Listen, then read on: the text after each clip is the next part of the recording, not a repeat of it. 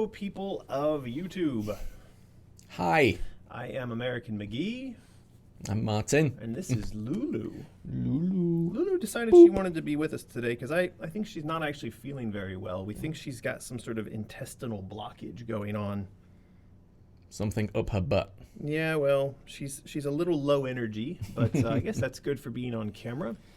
Yeah. I do see a lot of new people in the chat today, and of course a lot of our regulars as well. So maybe some shout outs are in order. Yeah. Who's new here? Who haven't I seen? I saw Twin Gats Gaming is a new person. Yeah, And Mock Dispel Turtle. Yell, I think, is fairly new. Dispel Yell. Naked Peach. Naked I Peach. think that's a new one. But also a lot of our regulars. Lucas Severin, how are you? Mm-hmm.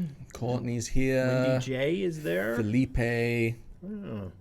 Yeah. So, welcome to everybody, new and old. This is a semi-weekly, bi-monthly event where we get together to talk about the latest development on our various projects, including Alice Asylum.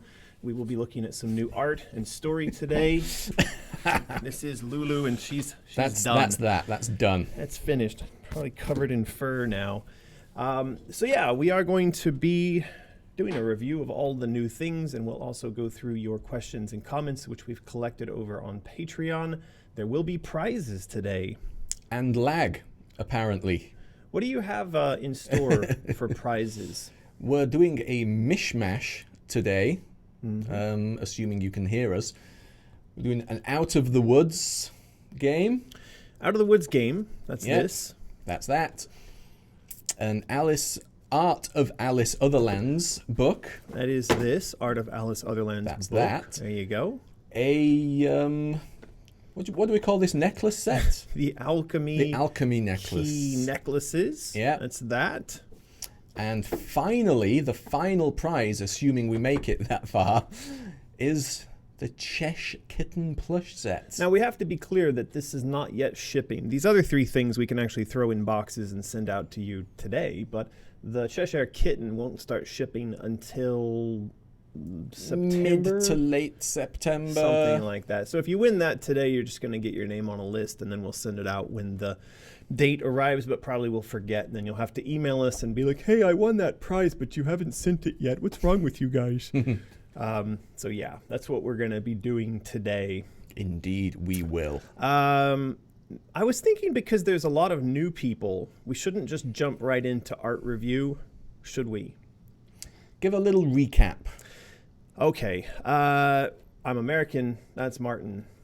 We are based in Shanghai, China. We're coming to you from Underground Lair, sometimes referred to as the rabbit hole, though I don't really like to think of myself as being down a rabbit hole. No. We are working on a new Alice game. We're in the pre-production phase of that project, and we are powering that. Well, I shouldn't say we are. Our fans are powering that. You are. Yeah, the fans are powering that via a platform called Patreon, which is where a lot of this art and story and all kinds of good stuff gets posted up to the world before anyone else is able to see it. There is a video on my YouTube where you can see that sort of the general process. It's called How Long Is This Going to Take? And it kind of goes through what it is that we're trying to do in terms of preparing the design and the creative for the new game, and then how we're pitching that to license the property from EA, and then how we're using all of that to go out and try to attract financiers and publishers for the new project. So we have been at this for a while now. How long exactly? We started this effort in, I say genuinely started the effort sort of late 2017. It's been about 2 years-ish. Yeah, it's been about more 2 or years. less. And that is kind of in line with or on track for the amount of time that it took for us to get everything set up for Alice Madness Returns. That took over 18 months from the day on which EA said, yeah, we want to do this. It took over 18 months just to get the deal papered and get the finance flowing. So to give you some sort of comparison. Biz dev takes a while, Exactly. it seems. One of the other things that comes along with these live streams very frequently is issues with our VPN, and it does look like we're having some pretty serious up and down. It's crazy. We check this before going live, and it's fine. It's yeah, we check it. It's all in the green. It says no dropped frames. It's all good. And as soon as we start, really, it's up and down. So we're very sorry. Not much we can do about it. Yeah, there's not a lot we can do about this. If it's incredibly bad, then we may just have to ditch the stream entirely, but we'll keep an eye on it and we'll see keep where it going goes. Until it completely dies a death. There you go. But let's not keep talking about it. Let's just power through. We are aware of the lag issues, so sorry. If it dies, it dies. Otherwise, we're just going to try to power through. All right, let us jump into art review. And we will get in a little while here to an overview document about Alice Asylum, which I think kind of would answer a lot of questions people have about what we're doing, for what platforms and timeline and things like that. But first, art review. So what we have here is the Vorpal Blade attraction art. This is something that was done up by Omri, and it actually shows where and how Alice would acquire the Vorpal Blade as her first weapon at the very beginning of Asylum. And not exactly right at the very beginning, because we actually start with her family's home burning down, and then she goes into a state of shock, which we're calling chaos. And then she will go into denial, because the game tracks along the stages of PTSD, and denial is represented in the game as a circus realm. And so at some point during the circus realm, she's going to have to stop sort of sneaking around, and she's going to have to actively engage the enemies in that environment. And in order to do that, she's going to need a weapon. She's going to need something to stab them with. So this is the Vorpal Blade. Of course, it is described as iconic by some of our insane children. And of course, it is the weapon that she carries with her throughout all of her adventures so far. And of course, will be a main weapon in Asylum as well. It'll be the first weapon that she acquires. I think that we've said that it's going to be found in the botanical garden section of the circus domain. And I think there's going to be some sort of an Arthurian, sword in the stone. Maybe she tries once to pull it or to acquire it, and it doesn't work. And then something changes, perhaps in her heart or in her view of the situation she's in. And so she's able to pull the sword from, well, not the stone, because it's actually contained within something that you kind of inspired. Yeah, I remember mentioning this about a month ago now, probably, that if it was in the botanical area, just the idea of a sundial with the Vorpal Blade as the shadow caster. Don't know what you would call that particular part of the sundial, but there it is in the bottom left corner. Would that not just be a dial on a sundial? Well, the dial should be the dial bit. Yes, it's not the sun part. No, but what's the shadow casting bit of a sundial called? This. Yeah. Is that not called the dial? Well, no, the dial is the circle, surely. I don't know about this. So it says here... A pointer. The web, the internet tells us that a sundial is a device used to tell time by the sun. Nearly every sundial has two basic parts. A pointer, called a style, or a gnomon. A gnomon, which casts a shadow. And a numbered dial. See? Well, look, the dial bit is called the dial. You know why we're here. It's to learn new things every day. So it's called a gnomon, apparently. I like that word. Or a style. If I ever play Scrabble, I'll try and remember that. Could that be why in the first Alice game she ends up in a realm full of gnomes? Maybe. They were the creators of the gnomon. That sounds kind of punny. I don't know if that's where we want to go with this, but yeah. So her knife in a sundial, or as a part of a sundial, and it's the gnomon. Okay, makes sense. Learn something new. You do learn something new. Something else new that we've learned recently had to do with the idea of non-Euclidean geometry. in our game engine. So if you're kind of curious about this topic or what that would represent like in a game, one of the things that you could do is go look up the art of MC Escher, and especially the architecture stuff that he did, these sort of buildings with stairways going all over the place. That would be kind of non-Euclidean. It's that things don't follow along the way that you think they would in terms of angles and perspectives and proportions.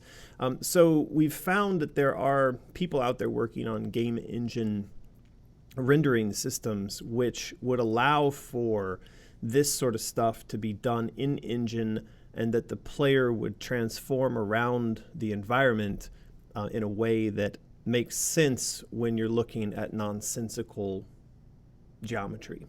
Yeah. I think most of our fans out there, they heard us talking about this before, and they seem to really like the idea. Yeah. That little demo in that YouTube video is pretty interesting.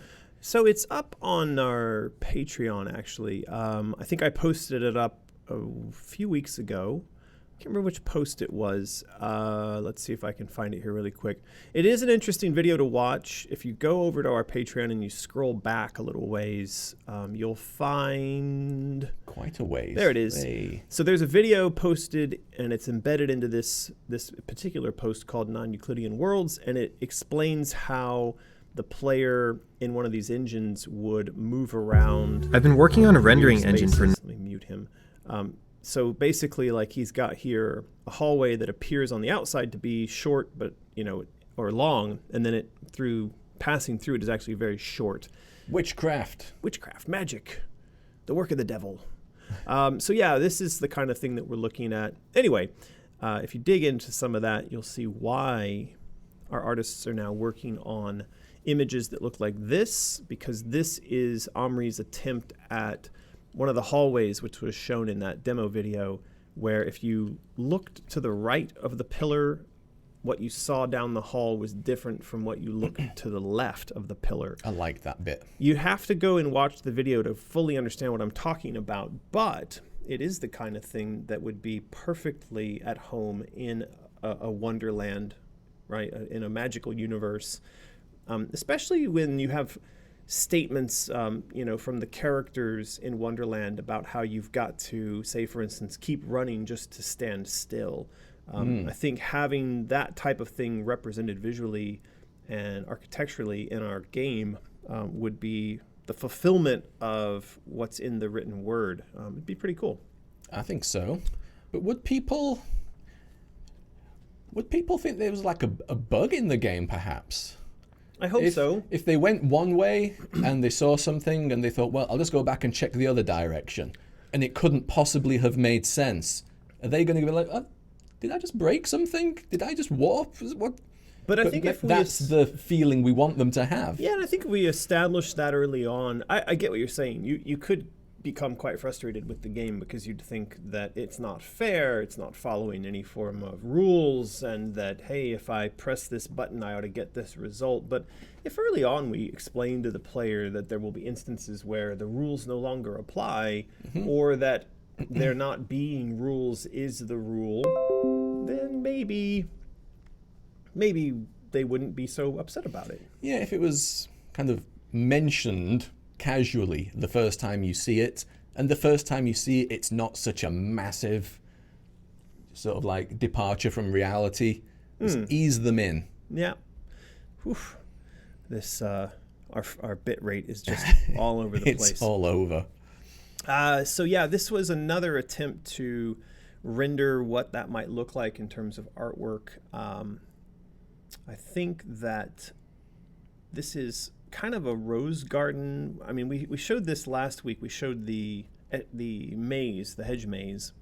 So yeah, Omri's rendered out a version of the tunnel, which on the side looks very short, but as you pass through it, is in fact quite long.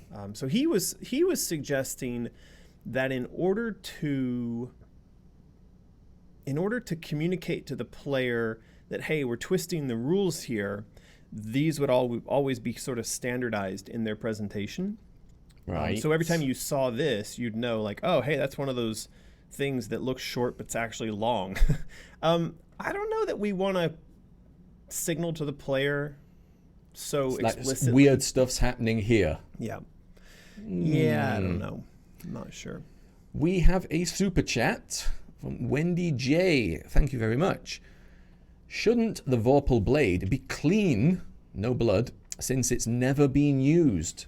Yep, that's right. How do we know it's never been used? I mean, clearly somebody has been handling it to put it inside that device.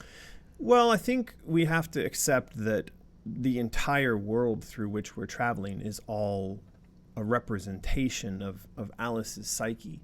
And so, you know, there's not actually builders, right? There's no architects to this. And so, except for Alice herself.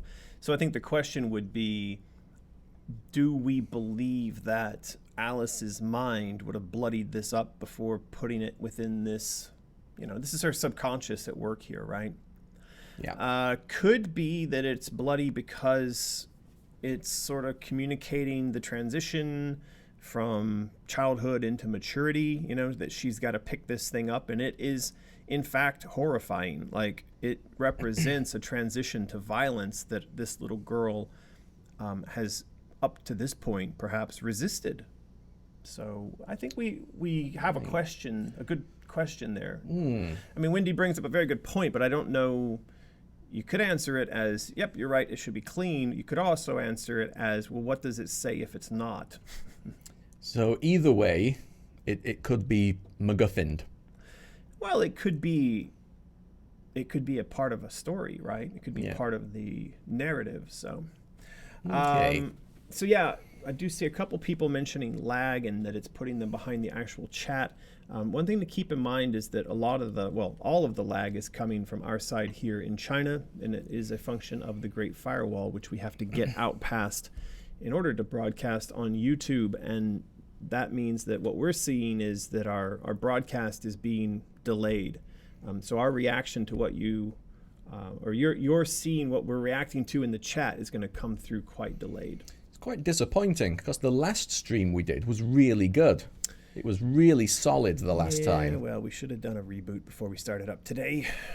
Anyway, speaking of illusion and of Alice's mind creating vivid imagery, so this is Omri's, I think, final render of the haunted house, which is going to be at the center of the Denial realm, which is all done up in the motif of a circus and a fairgrounds. So what we're going to see initially is that this haunted house has got a facade, a curtain put on it, and that facade sort of misrepresents the nature of what's actually back there. So it makes it look all cute and happy. Would you go in there? I'd go in there. It says it's closed. Oh, then I wouldn't. It's a little strange because it's still being represented as a haunted house, and I'm not sure. Shouldn't it? I mean, this kind of looks like a gingerbread house. It looks like all cookies and cute and happy. Good point. I'm not sure that this is what we want. Maybe this needs to not say haunted house. Cookie house. Maybe. Something sweet. Something sweet, yes. But anyway, as the story progresses, there will come a moment where Alice has to take up that Vorpal blade, bloody or not, and the mask, the cover, the facade here will fall away, and what will be revealed under the cover is the actual true nature of this House of Horrors, and that's what you'll see here. There was a suggestion Omri made that the space around the House of Horrors, the haunted house, is actually some kind of flammable oil. Some flammable tea.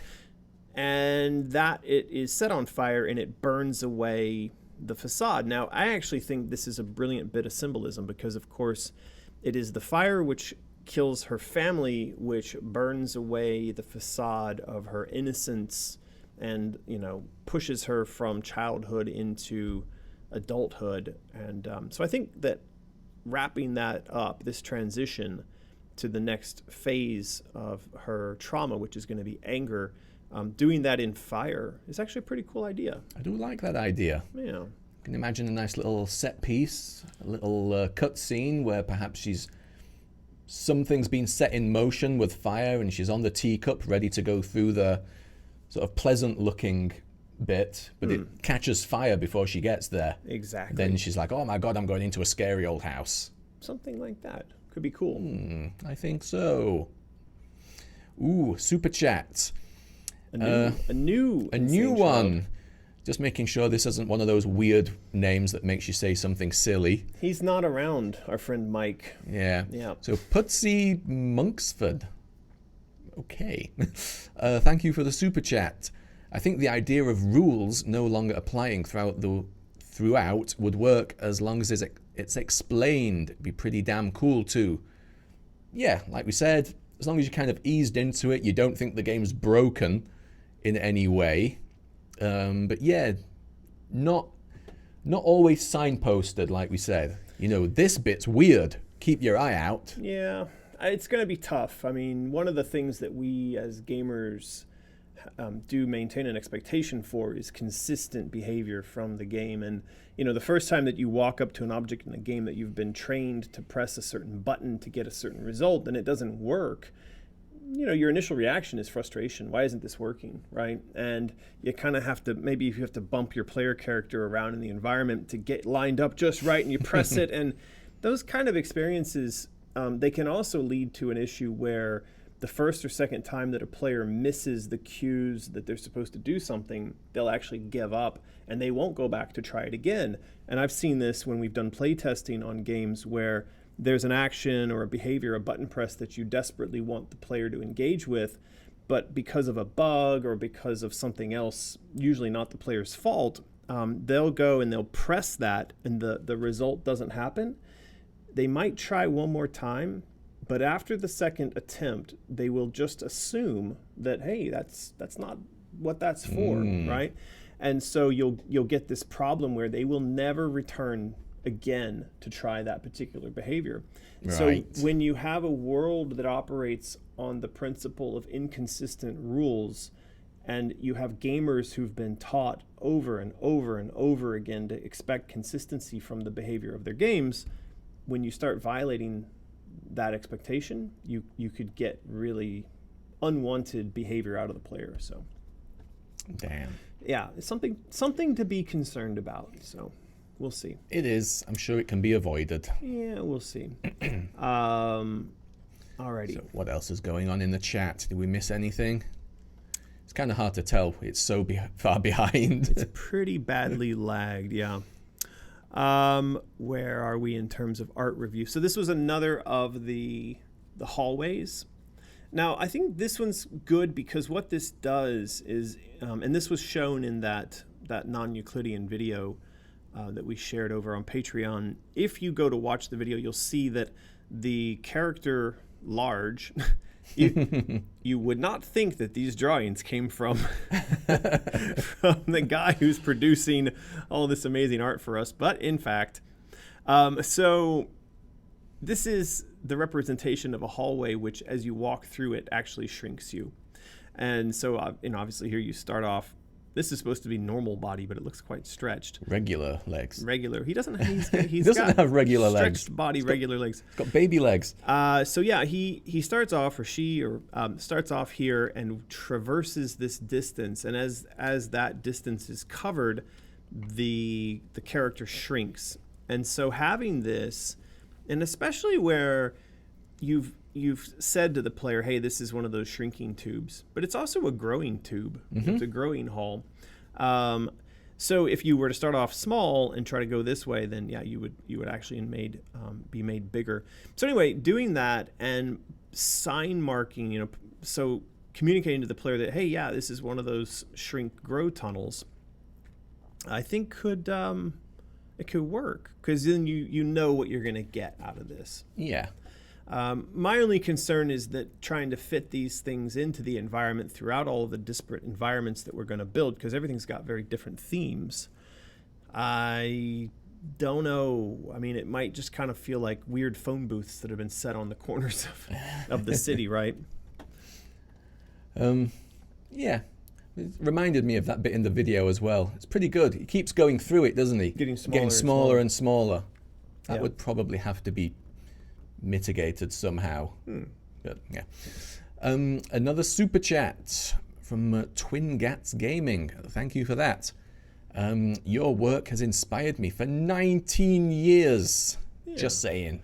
Well, thank you, Twin Gats Gaming, for the super chat and for being inspired and for being here to support us today. I recognize that name. I think it's somebody who we've done a webpage or a podcast or something interview with. I can't remember, but Okay. welcome to the live stream and maybe good to see you again. Glad to hear that you're feeling inspired. 19 years. That's Alice 1 release. That is. It's a long time ago. Right. Where are we in art review? So this next topic is a pretty big one. This was tarot, the tarot cards. Yeah. Have you ever had your fortune read? No, I have not. Although I did date somebody who did tarot stuff one time. I see. And that person didn't read your... I can't remember exactly. I probably said no thanks or something. I don't know. So it was a while ago. So she was into tarot and you rejected her magical advances. Maybe. I can't quite you remember. You can't even remember that. Getting old. Sounds My like memory's not what it was. Sounds like a magical relationship, Martin. It was. Well, so tarot is something that I think that the Alice games in general have sort of kind of skirted around and maybe touched on a little bit. For sure with Asylum, we're kind of taking a deeper dive into this realm. And we've even suggested that enemies in the game, so what we'd call the cannon fodder enemies, those that you encounter very frequently, may be sort of new variation on the card guards, but that are modeled off of tarot. And so this is Omri doing a rendition of the Fool. Now his idea was that the Fool... What's going on? Lamest dog ever. Seems like a pretty cool dog to me. He's wearing a vest. Yeah. Not sure why he's dapper. lame. Is that Omri saying that because he's not happy with his own sort of render style? No. Not sure. But so this was the first card that he did in thinking about tarot cards as potential enemies. It's not the first tarot card we've had while working on Asylum, though, because we've actually done a series. There's probably been 4 or 5 done. Can you remember? The ones Joey did? Yeah, I think Joey did a handful of them. It's something around 5-ish. Right. So this one, though, was done up to be an enemy, and the idea was that this enemy would be presented actually very, very early on in the game in the realm of chaos. And I think that Wait, is that right? No, I think he said to put this one in denial, and I said this card should go into chaos.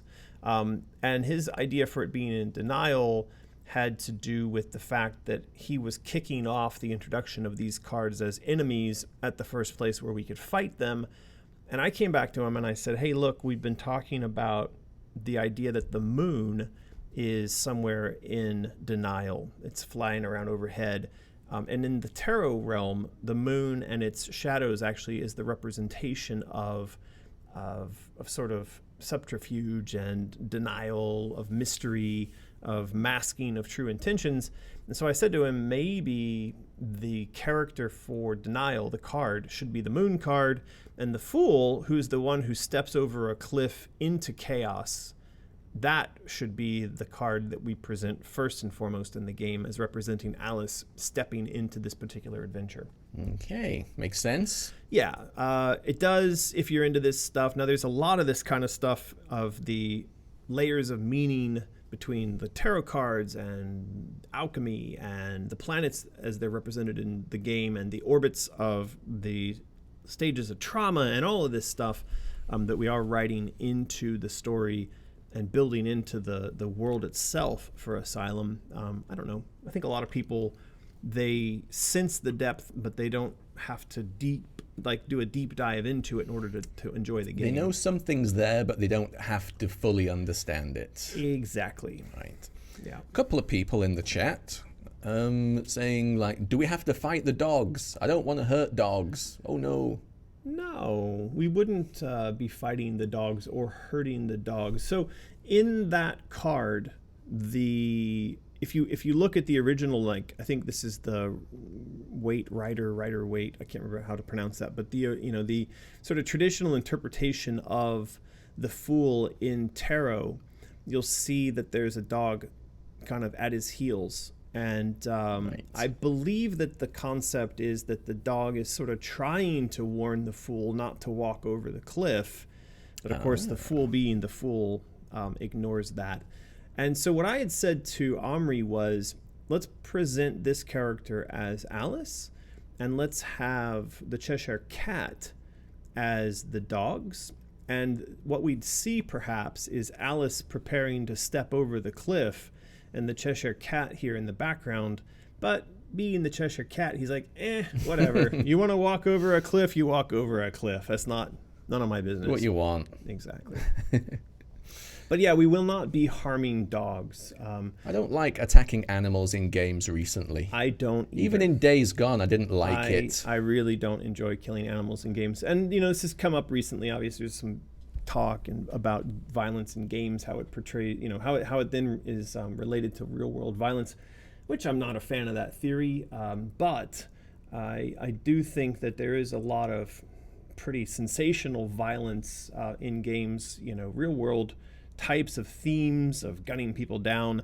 I get that kind of stuff is fictionalized, it's fictional, it's a game, but like you, I don't really particularly enjoy harming animals in games because I don't feel like they have the kind of agency that people do. When I murder somebody in a game like we've been playing Days Gone, I mean, those guys, they're bad guys. They're harming other people, so I'm there to kind of rescue somebody. But when one of the wolves in Days Gone comes up alongside me and tries to bite me, I'm like, dude, don't do that. No, go away. Don't make me do it. Yeah, so. I've started playing The Evil Within again. It's a fantastic game. Wow.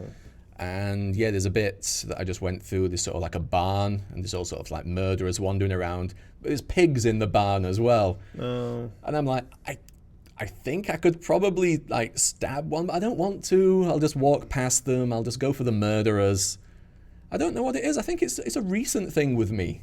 Like this, I don't know. Well, it has been said that people's behavior in games does tend to mirror somewhat the reality of their psyche. So, if you did, for instance, take a lot of pleasure in murdering innocent people in, say, the Grand Theft Auto games, be above and beyond, right? I mean, I think running a few people over here and there is okay, but if you kind of made the game into a mass murderer, serial killer game for yourself, there is a suggestion that perhaps there's a little something off with you.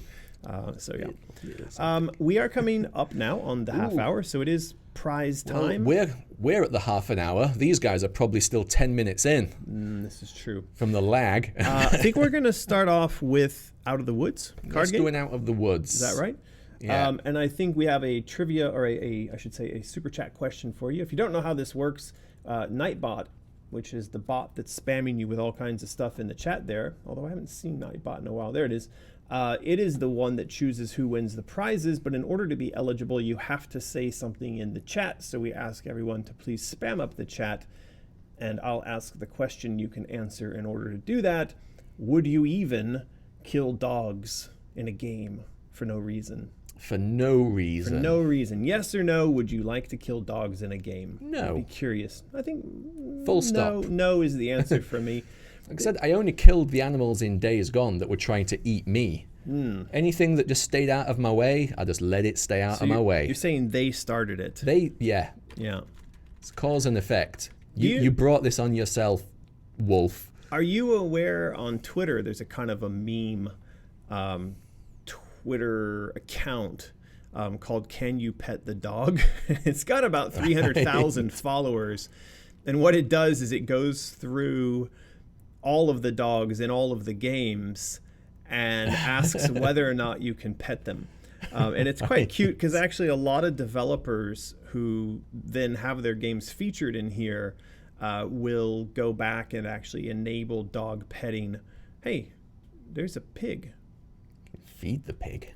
You can feed and pet the pig in the new Wolfenstein game. I heard that game was not great.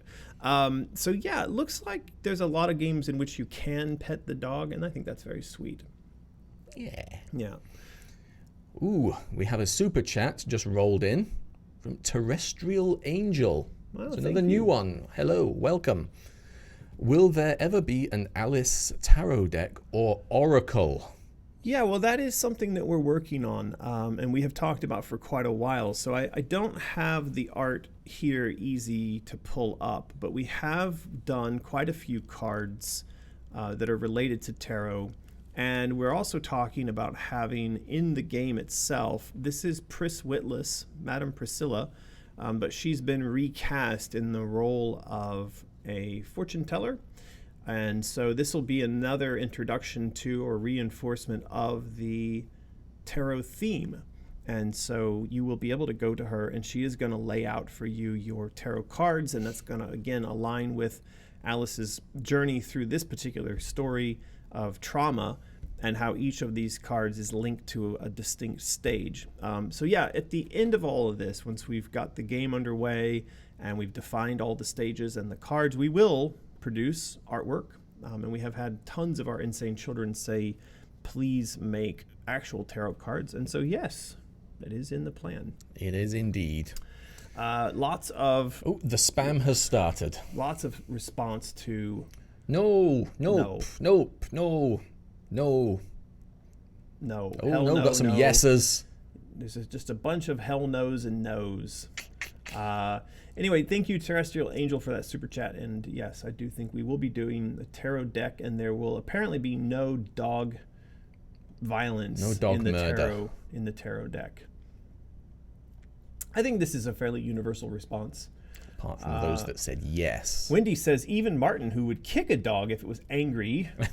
Oh, yeah, you did say that. I didn't kick a dog. You said that in one of the live streams. You said that in one of the live streams. Would not kill a dog for no reason in a game. Yeah. Made me into some sort of like imaginary dog kicker online. Shannon says no, and I even get a little sideways when my boyfriend kills them in game. As you should. I understand that. Yeah. I think that's right. Oh my God, please do a tarot deck, says Desiree. Depending. See, there's an answer with subtlety in it. All right, well, I think Shall we roll it? We are going to give away... The Out of the Woods game goes to... Good luck saying that. Korean Bow XE. Korean Bow XXXI. Congratulations. I'm not writing that. You have won the Nightbot game giveaway of Out of the Woods. So there is in the description below. Ooh, you put it in. Yeah, it's there. So in the description below there is an explainer. That's the word I'm trying to say, for how you claim your prize. It involves emailing us. So Korean Bow XXXI. Please check out the explainer for claiming your prize in the description below, and that's how you claim your prize. We don't really have to say much more than that, do we? Not really. We used to have a big spiel. We did, but it's all written down below now. Yeah. So have at it. This is Pregnant Wife, not really a part of art review, but that is what Yin is looking like right now. She is only about 4 weeks away from the baby popping out. Dun, dun, dun. And so, yeah, things around here are getting pretty intense with getting ready for baby time. We still don't know if it's a boy or a girl, but we have been speculating on potential names. And I like Adventure. I think that's a fun name. And we also proposed Lucky Jack McGee because it's got a very piratey sound to it. Would adventure be the actual English word adventure or the Chinese translation? No, it would be the word adventure. Adventure like McGee. The person would, you'd walk up and say, hey, what's your name? And the child would be like, get bent, governor, my name is Adventure McGee. And I don't know why my kid would have a British accent, but there you go. So that is Yen being very pregnant. Now, very much so. That was put in there to remind me to transition to this, which if you were watching at the beginning of the stream, you would have seen this video, and this is in fact a production line. And so I wanted to just touch on very lightly the idea that Yin, now that she's home on maternity leave, she's working on some products for Mysterious, one of which is a line of makeup. And so she wants to do a makeup line and base that off of the world, the universe, the characters of Alice.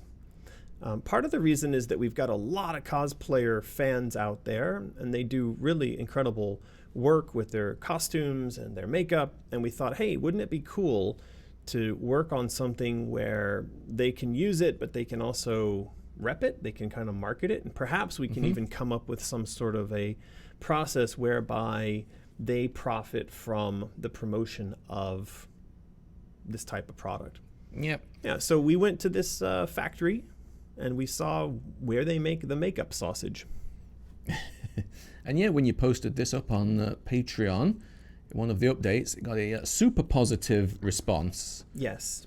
So yeah, I think it should be all good. But how much bigger was the factory than this little production line that we're seeing? Well, you saw at the beginning of the video this is the outside of the factory, and it's actually quite huge. It's multiple buildings like you see It's here. that entire thing over there. Well, it keeps on going way back into the distance. Right. So it's actually quite a giant space, but I was surprised by how little of it is utilized. It's not like packed full of stuff and people. And actually makeup making is a lot like making, say, food, because they just have these big vats with mixers. They're not even that big, you know, they're just maybe a meter around, and they're pouring the various components. They're all vegan, by the way. It's all vegan and cruelty free, but they pour all that stuff in there. And I guess it's sort of like mixing up candles, you know, it's just a variety of different emulsifiers and waxes and colors. And then that stuff, you know, by the time you take 20 kilograms of precursors and ingredients and mix them together, this giant vat of stuff, you know, each lipstick only uses like that much of the material. So that vat that looks not like that big, but it can actually produce enough stuff to make, say, 10,000 lipsticks. Multiple thousands from a vat. So she's working on that. Actually, she's upstairs working on it right now. And I think that next week she was hoping to do a live stream here, and she's going to show the presentation she's working on that steps through the makeup line, because she's hoping to get direct feedback from our customers on how she should produce and present this stuff. Well, that'd be exciting. If you're a fan of makeup and you are interested in that conversation, then yeah, I'll send out a notification and you guys could join in on that. Okay. Right. Lucas Severin, Super Chats, thank you very much. Would you consider making Lulu a near invincible secret boss? No, because that implies that you're going to be sat there beating on her with some form of weapon. And if she's near invincible, she's still killable, but it's just going to take a really long time to kill her.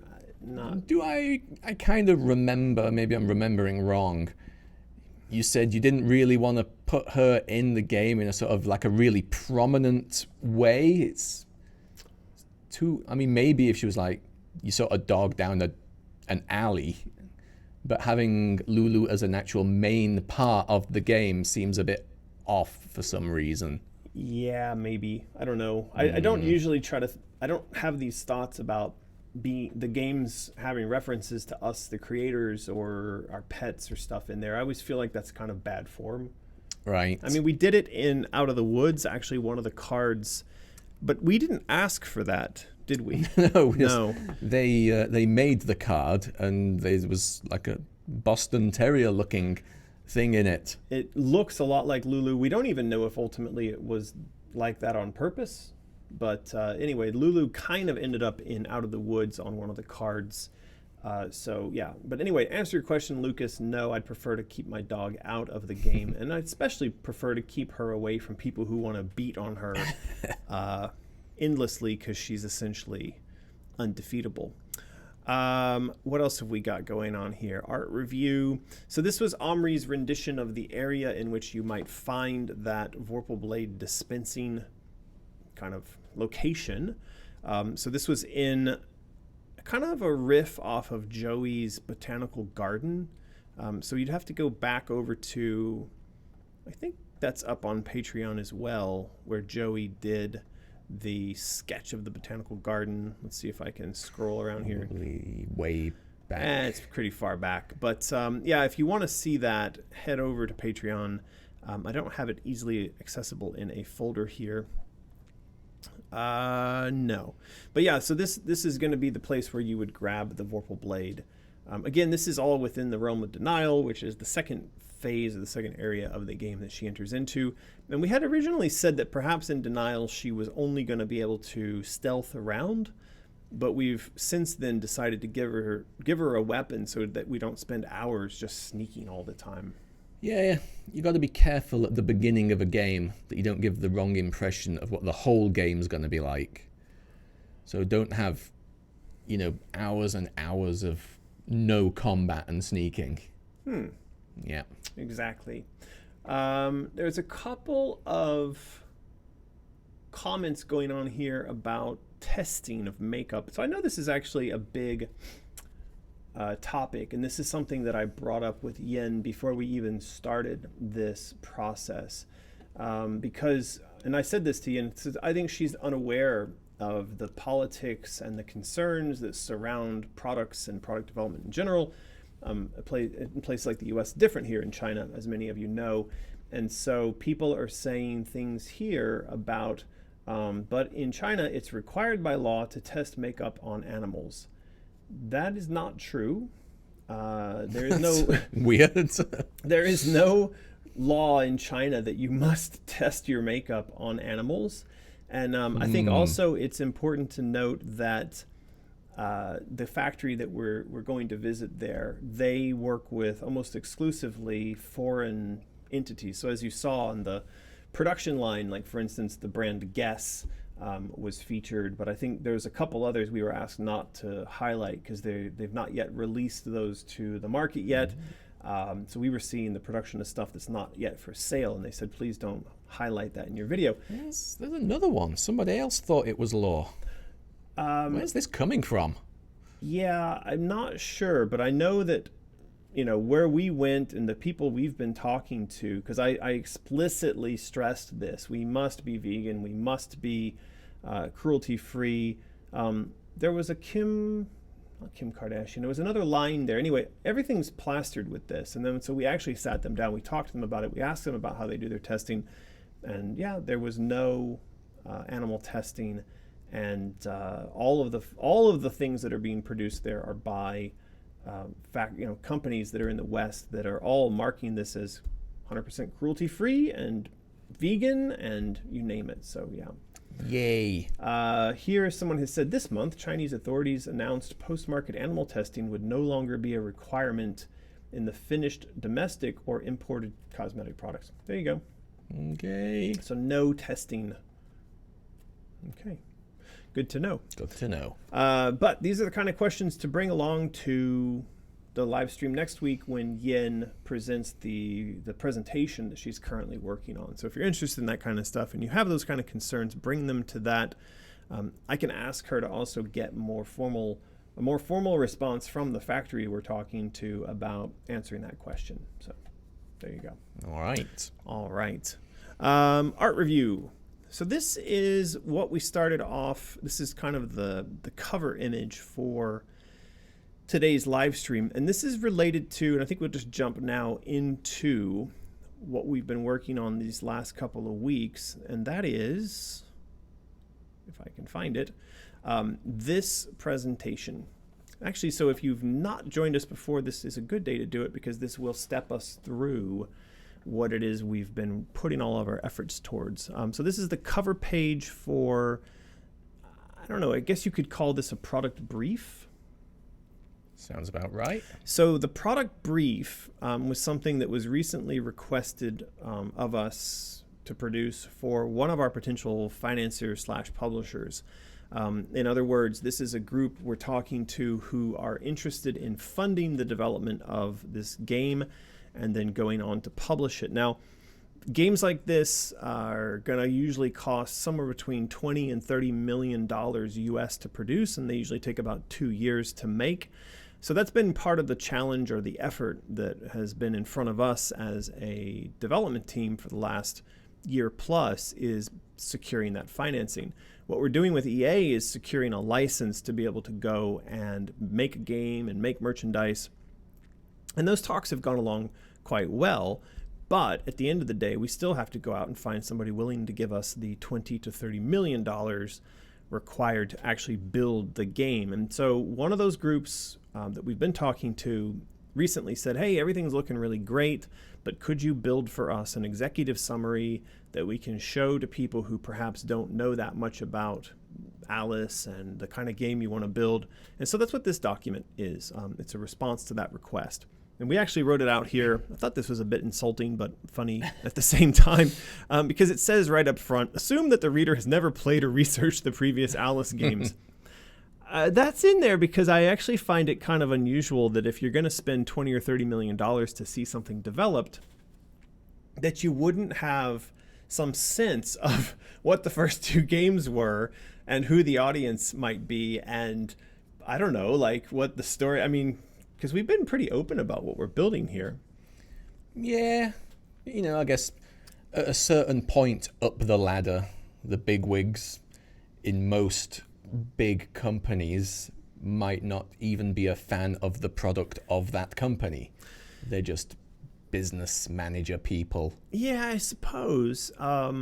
It's an interesting kind of question as to what purpose this document actually serves. And it may just be a sort of, crossing of the T's and dotting of the I's, as they say, in the sense that the organization with whom we're speaking, maybe they've already kind of made up their mind that they are going to get behind this, they want to fund it, but they still have to have something to show by way of like, we understood what we were putting our money towards before we did it, because like this particular company is publicly traded, so they have to answer to their shareholders, which means that they have their annual or their quarterly shareholder reports, and then in that they may have to put a document like this forth in order to say to people, hey, this is what we've put this money behind, right? So I guess there's a number of potential audiences for this. Anyway, we were a bit cheeky in here saying that we would assume that the reader has never... It's fine. It's fine. So yeah, this is the table of contents. What is the game? What is the story?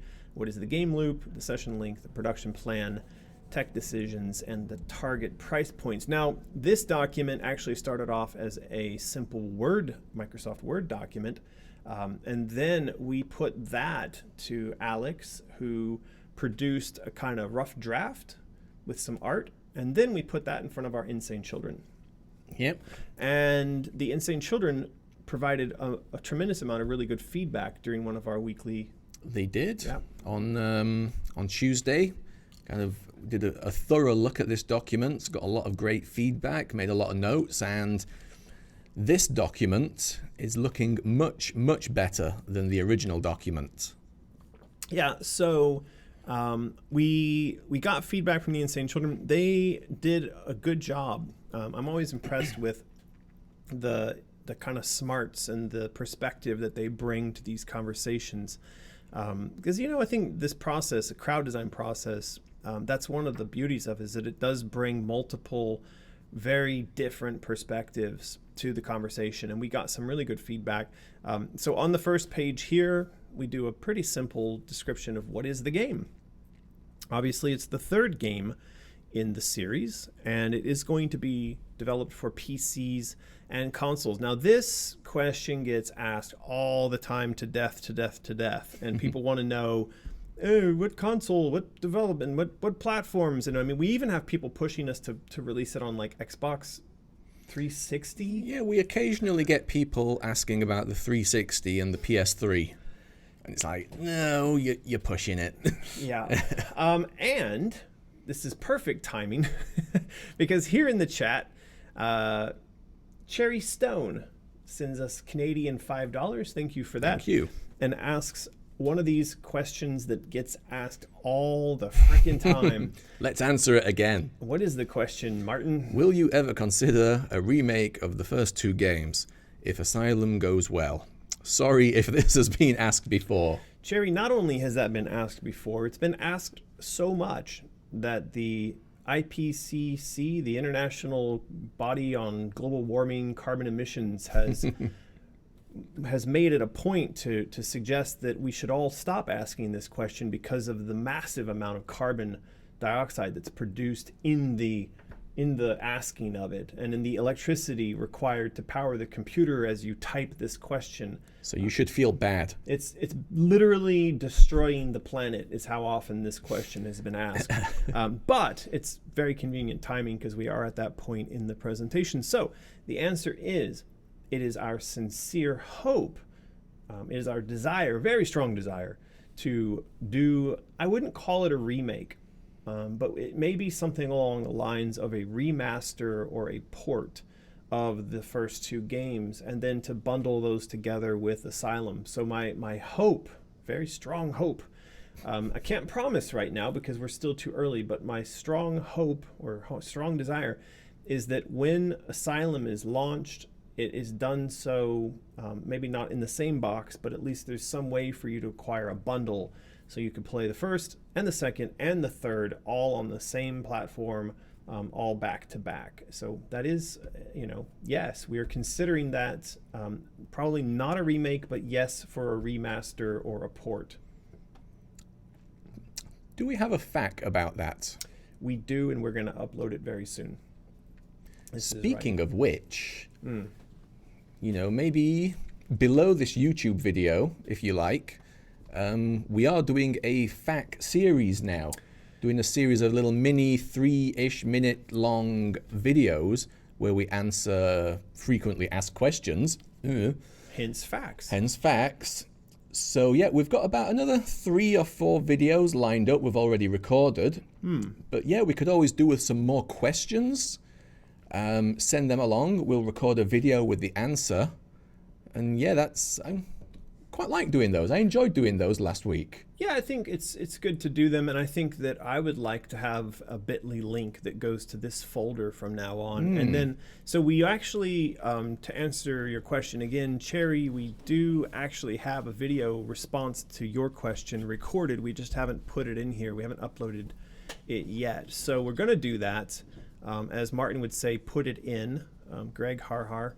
We are going to put it in this folder, and that way, whenever someone asks that question in the future, there will be a little 3-minute video in here that answers it and hopefully reduces carbon emissions and saves the planet. Fingers crossed. Fingers crossed indeed. So let's get back to the Alice Asylum brief. So on the page here, we are stating PC and console, and that we're hoping to use the Unreal 4 engine. Now at the bottom here, we've got a bunch of logos lined up. I don't know that we can promise to be on the Switch and Scarlet and PlayStation 5. Look, we're gonna try to develop for the platforms which have the greatest penetration, and that's not a joke, Greg. So what we mean is that I view what we could do with Asylum as what you might call a sunset title for the current generation, that is Xbox One, PlayStation 4, and possibly like the Nintendo Switch. One of the reasons is that there's so many millions of these platforms, these machines already in the marketplace, whereas by the time we launch the game, yes, Scarlet and PlayStation 5 will be out, but the market penetration of those devices will not be anywhere near as high as the existing platforms. Pretty much. Right. In fact, I think it's probably going to be way off.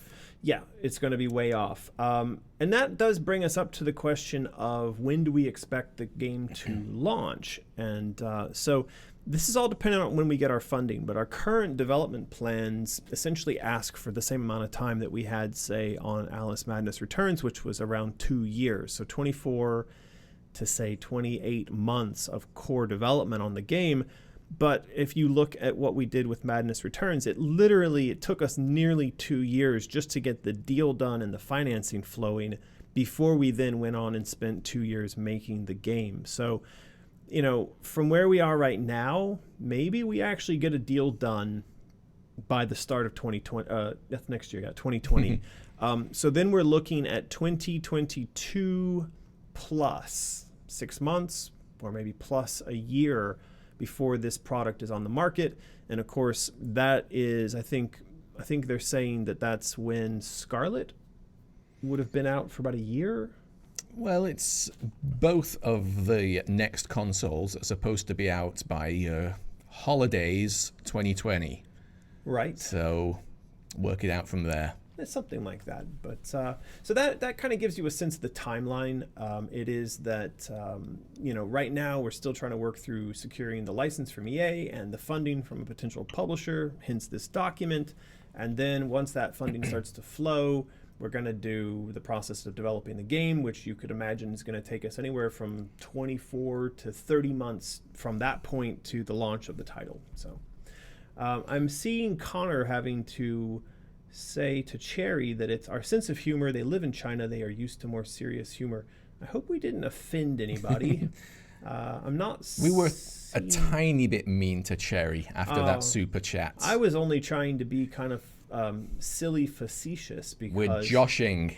Because we do get that question so much. We're not. And then Wendy says we're cranky. We're not cranky. We're just. I'm a little cranky. Yeah. But I try not to be during the streams. Are you cranky?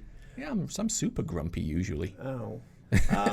But yeah, Cherry, I hope you wouldn't take offense. I was trying to be funny with my carbon emissions. I would hope that no one would think that response is serious in any way. Ah, boy. Okay. So anyway, that gives you, I think, some idea about timeline for the process that we're in right now. So I see somebody in the chat, Caitlin Bishop, saying, really? 2 years? Maybe she's not, maybe not being that stressed about it because she didn't throw an exclamation mark in there. But yeah, 2 years takes time to build games. We have to spend tens of millions of dollars and a team that's probably 200 plus people to build one of these games. That's pretty normal. So yeah, takes time. Sorry. I wish that we could just get started and make it happen right now. Game creation app. Press button to make game. But we are trying to be as transparent as possible, hence this document being made public and also the process of developing the document being made public, so you can kind of see what the process is like and like what it is that we're doing right now in the time that's passing. Because I think from the outside it can feel like, man, you guys have been trying to secure that license or raise that money for a long time. Yeah, we have. And it's a very slow process. And that's one of the things that makes it difficult. Like, if it were easy and you just snapped your fingers, everyone would do it. I had somebody on Instagram the other day say, when are you going to make the game already? And I said, well, it takes some time. And she persisted in trying to lecture me. And the end of her lecture was, well, my advice is that you go and find a developer and give it to them and they can just make it happen.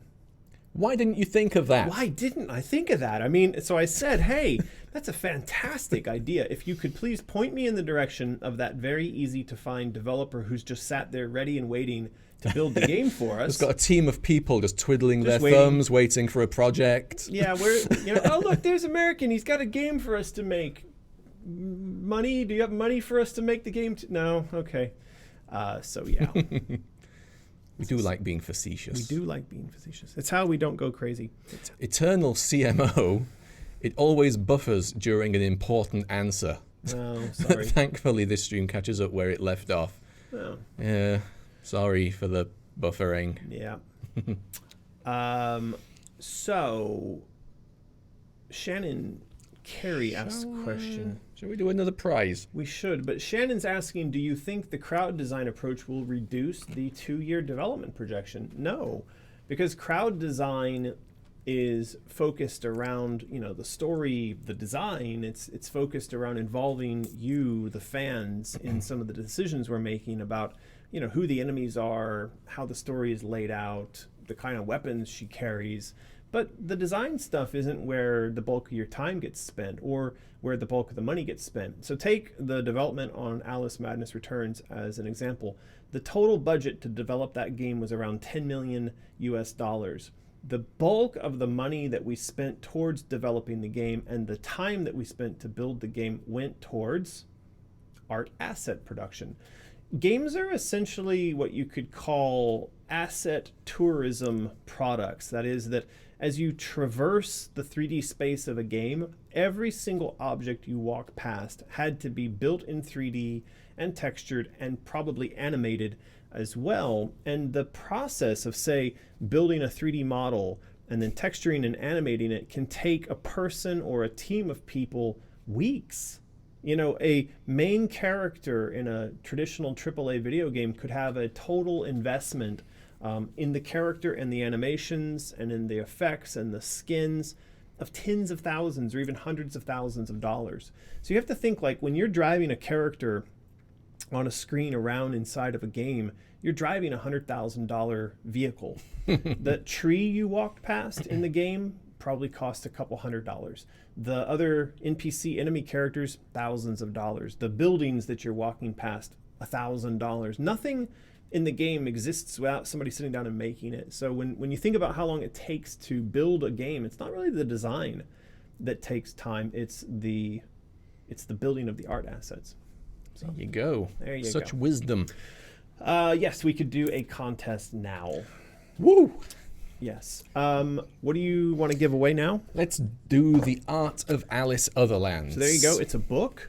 It's called The Art of Alice Otherlands. This was a Kickstarter.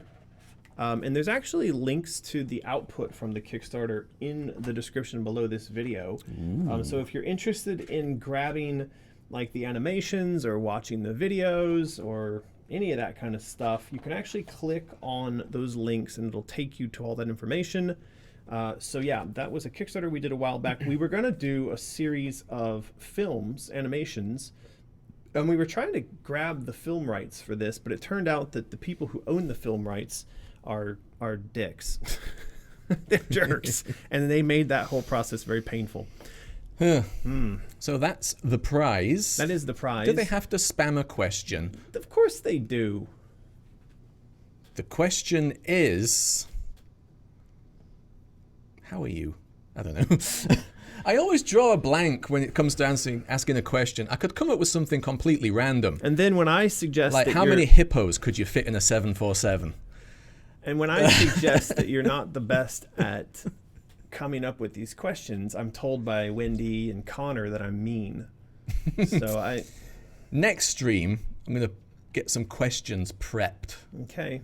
Alrighty. Should we go with the hippo question? Yes. How many hippos could you put in a 747? I'm sure there's an actual answer to Probably that question. is. And it has something to do with how much they weigh and not about the amount of space that they The take question up. never stated it was flying. Oh, I see. So they just jammed in there. Just jam them in. While you ponder that question, Connor Carbon super chats. Have patrons game dev a white box prototype of the game? That is literally in the Patreon tier text. So yeah, it will happen in some form or other. Obviously at this stage, the technical questions around that have not been answered. I don't believe you've understood Connor's comment there. What's he saying? He's not asking a question, he's making a statement or a request. And that is to allow patrons to do game development on the white box prototype of the game. In other words, that's what I'm answering. There's going to be sort of like early access and early looks at it for patrons. I'm going to try one more time. Try again. Because I believe that you have rocks for brains. I think you're saying it wrong. Well, we'll ask Connor. But Connor, what I believe you're suggesting is that patrons, aka our insane children, could do the work to produce a prototype of the game themselves.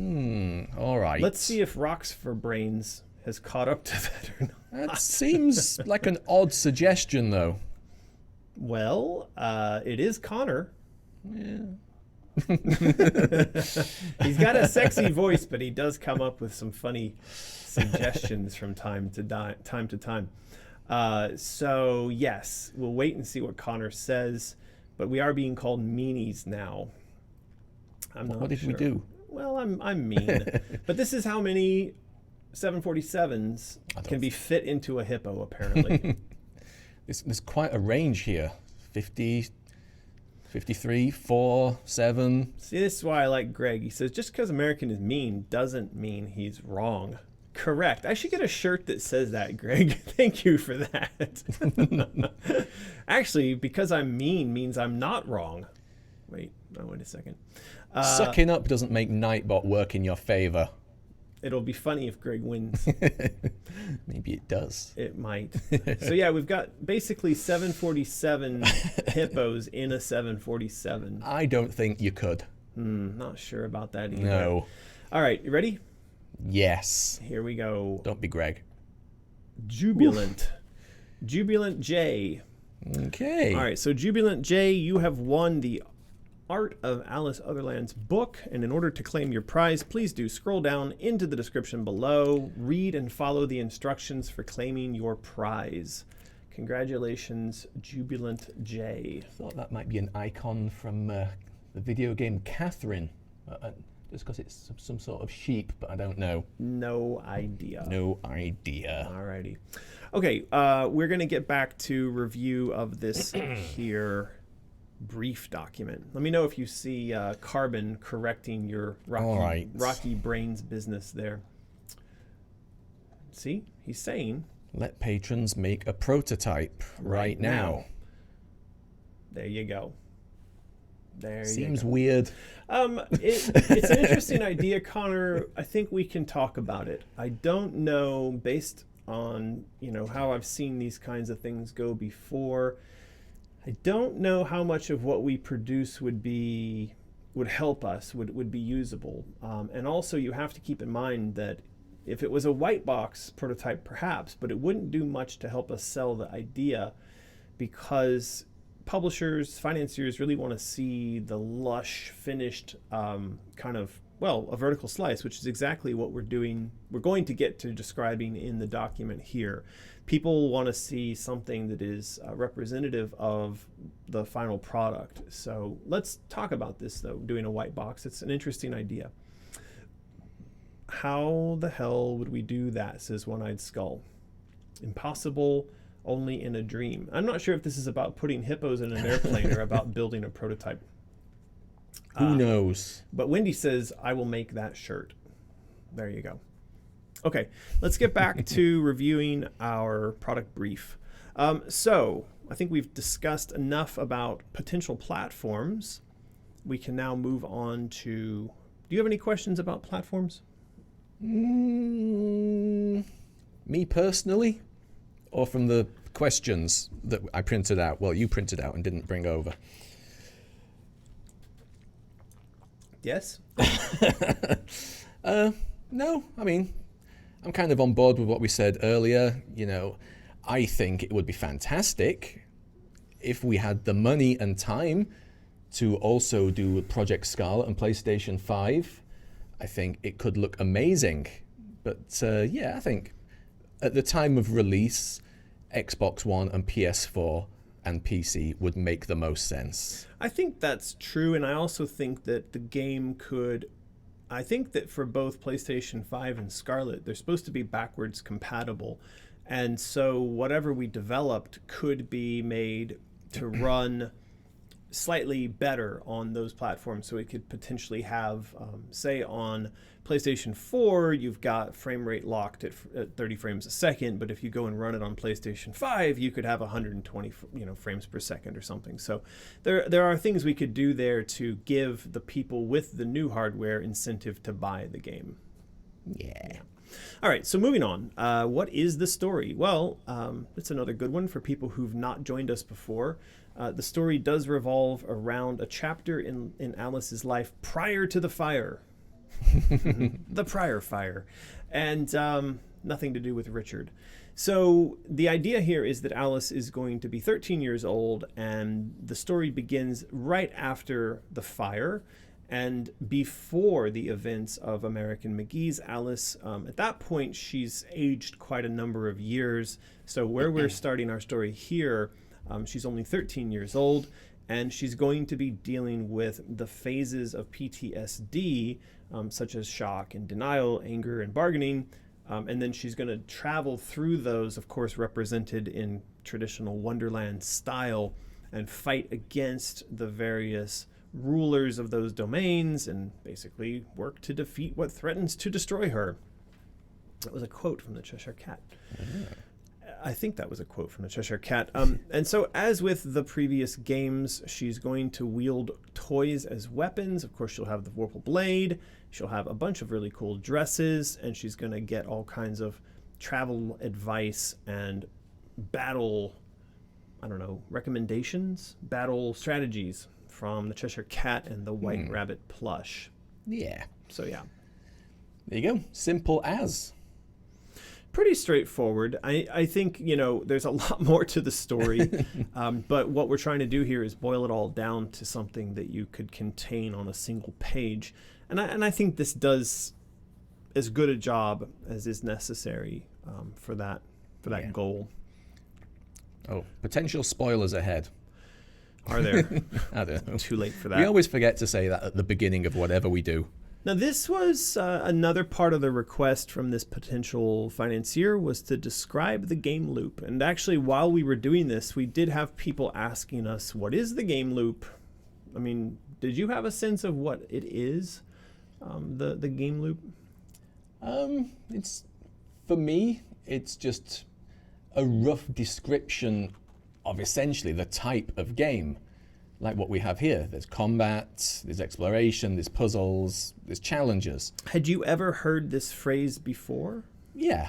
I don't think I've thoroughly thought about it before, but I've certainly heard it. Is it something, I'm curious, do gamers think about this? Because obviously this question came from a potential publisher, a potential financier, but it always makes me wonder, because we in the industry do talk about the game loop, but I don't know how much, say, reviewers or consumers think about the game loop, because it's sort of invisible. I mean, it is the game itself. It's another way of asking, what is the game, or what is the game made up of?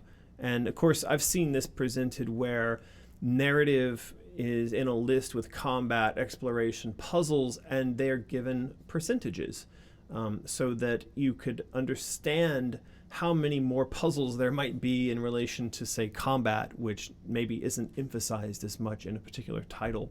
Yeah.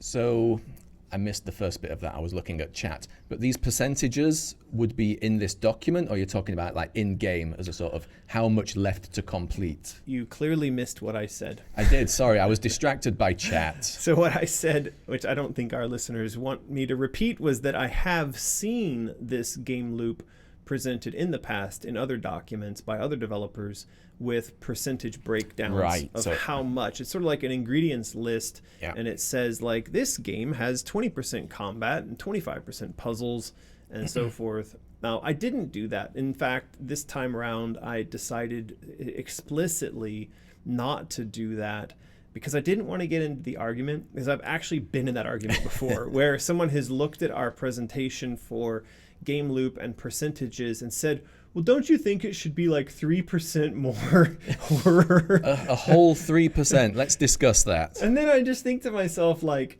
really? I don't know.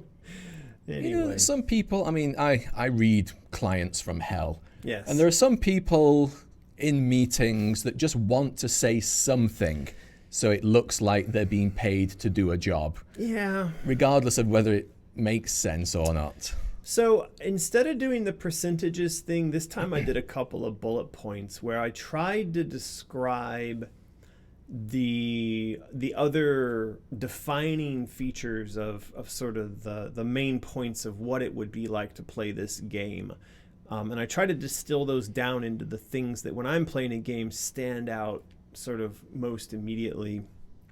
And so, of course, I described, for instance, generous checkpoints and non-threatening progression, because there are some games, and this was brought up during our crowd design session. You know, people mentioned Dark Souls, for instance, and you know, those games are brutal in the way that the player can just die and you have to do a full reset at the beginning of an area.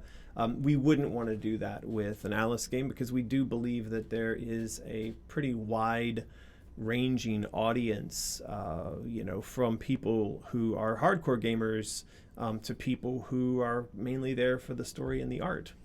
Yeah, you can't be too harsh on the, don't want to use the word, but more casual players. Connor Carbon is back with a super chat. Thank you. Every good game is a loop of 30 seconds of gameplay over and over across many hours, as Bungie employees put it in a Halo devlog video once. So did Connor say that during Discord as well? I remember seeing that recently. I don't think he did, but I think this is a really important facet of creation of entertainment content to touch on, because it belies the fractal nature of all art, and all, especially experiential art like music, film, games. So in the world of film, it's understood that you have scenes which exist within acts, which exist within the film, but as you begin to break these things down into smaller and smaller portions, you realize that every, not only scene, but every framing of every shot within a scene is meant to tell a story, and that there should be a beginning, middle, and end to the story being told, even within the shot, or the choice in the transition or the movement, like say the panning in a shot, and that you're essentially telling the same narrative or some aspect of the narrative of the entire film over and over and over again throughout every single shot in the film. And that's what really separates movies that have thought about their purpose for being and their theme and the struggle of their main character, and integrated that into every shot, every scene, every beat. And that is when you end up inside of a film world and you're just like, this is magic, but you don't know quite why. Same thing happens in games. Interesting. Because I never thought of it like that. That each sort of scene is a mini movie in itself. Within itself. And so as Connor said here, the same can be said of games. That every scene in a game is a game within the game. It's gameception. Gameception. Yes. But that is, I think, deeper. I think that is probably one of the reasons why, when we're talking to publishers and financiers, they are curious about the topic of game loop, and they want to understand how game loop feeds into the product, both on the macro scale and down to the micro experience, because that says, hey, these guys have thought about this beyond simply, I want to make a game about shooting stuff, you know. So yeah. Okay. So what do we got here? There's another super chat from Lucas Severin. Thank you very much. Would you ever consider making a horror game of Charlie and the Chocolate Factory? So one of the things I think that people should do before they ask these kinds of questions, and they could do this, you know, for themselves, like, oh, hey, I've got an idea for something, is you just Google it. You Google whether or not Charlie and the Chocolate Factory is owned by anybody. And if you did that, you would find out that the publisher here, who keeps renewing the publishing rights, you know, they've done this. This is Scholastic, which is the same company that owns Harry Potter, for instance.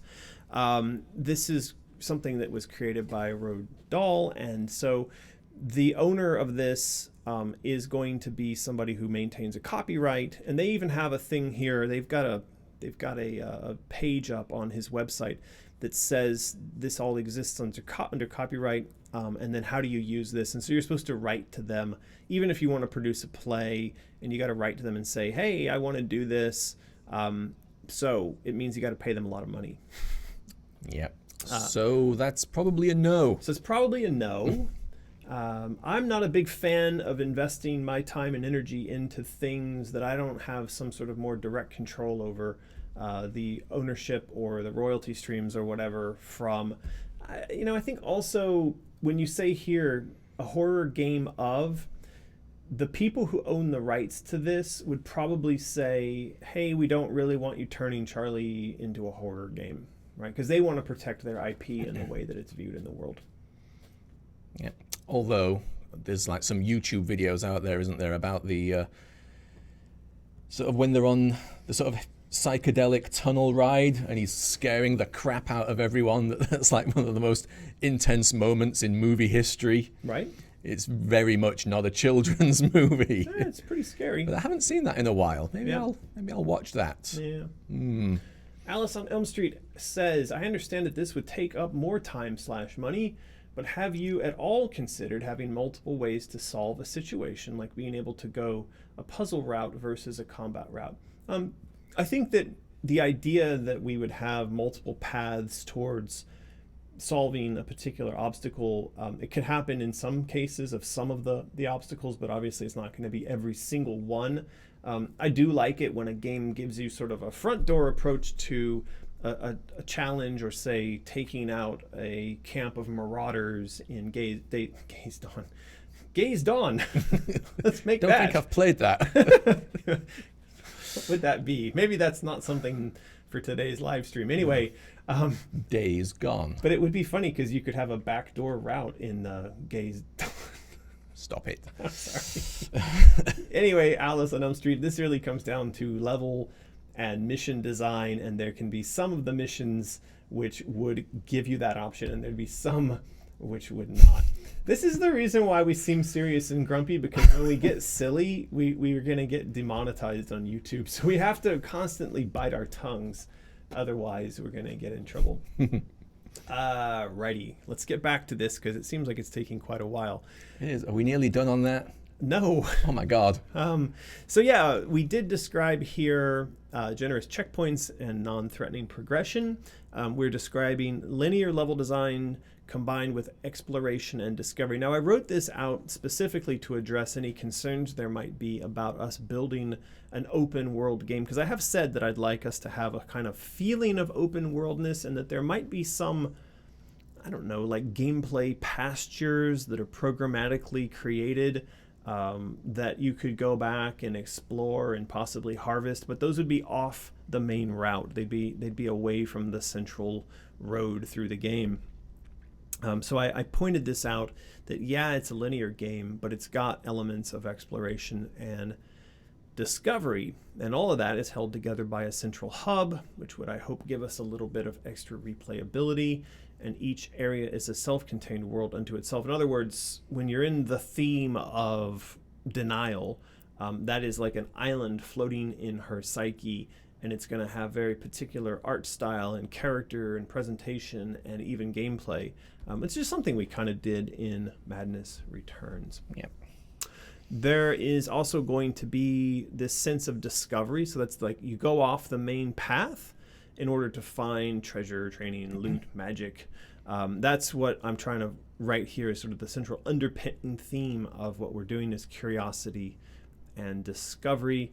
And then last but not least, I've written in here that I think we want to make it so in a lot of cases the player could try to progress faster than the story would necessarily suggest, but you'll just be rebuffed by very difficult enemies. An enemy that kicks your ass. Exactly. You think, nope, not going down there.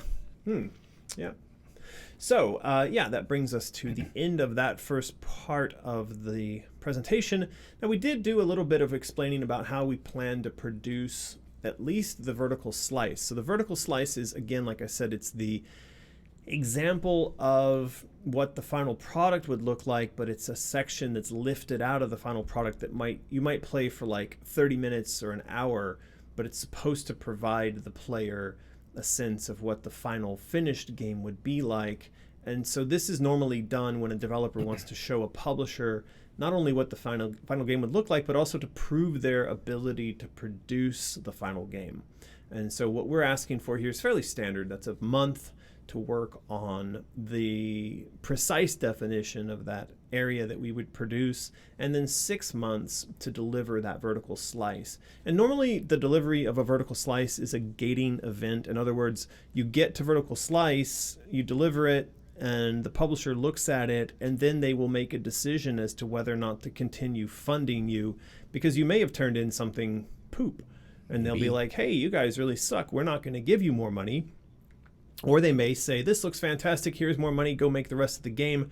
And there's also a kind of middle ground where they say, hey, this needs a little bit of help, and we want to test to see whether or not you can take direction and pull it out of the fire. And so they may give you a few more months of work, investment on funding, and then you go and you try to clean it up and fix it. So I've actually been through this process enough times to have experienced all three of the outcomes and some variations where, like, we delivered something fantastic, we should have been given the green light, and then the company to which we delivered that was acquired by another company, which actually was EA.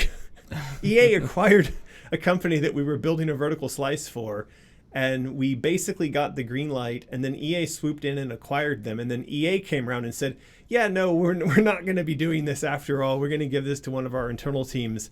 So you passed, but you failed. Get lost. Grr. Yeah. But the vertical slice for Madness Returns was the London rooftops, was it not? No.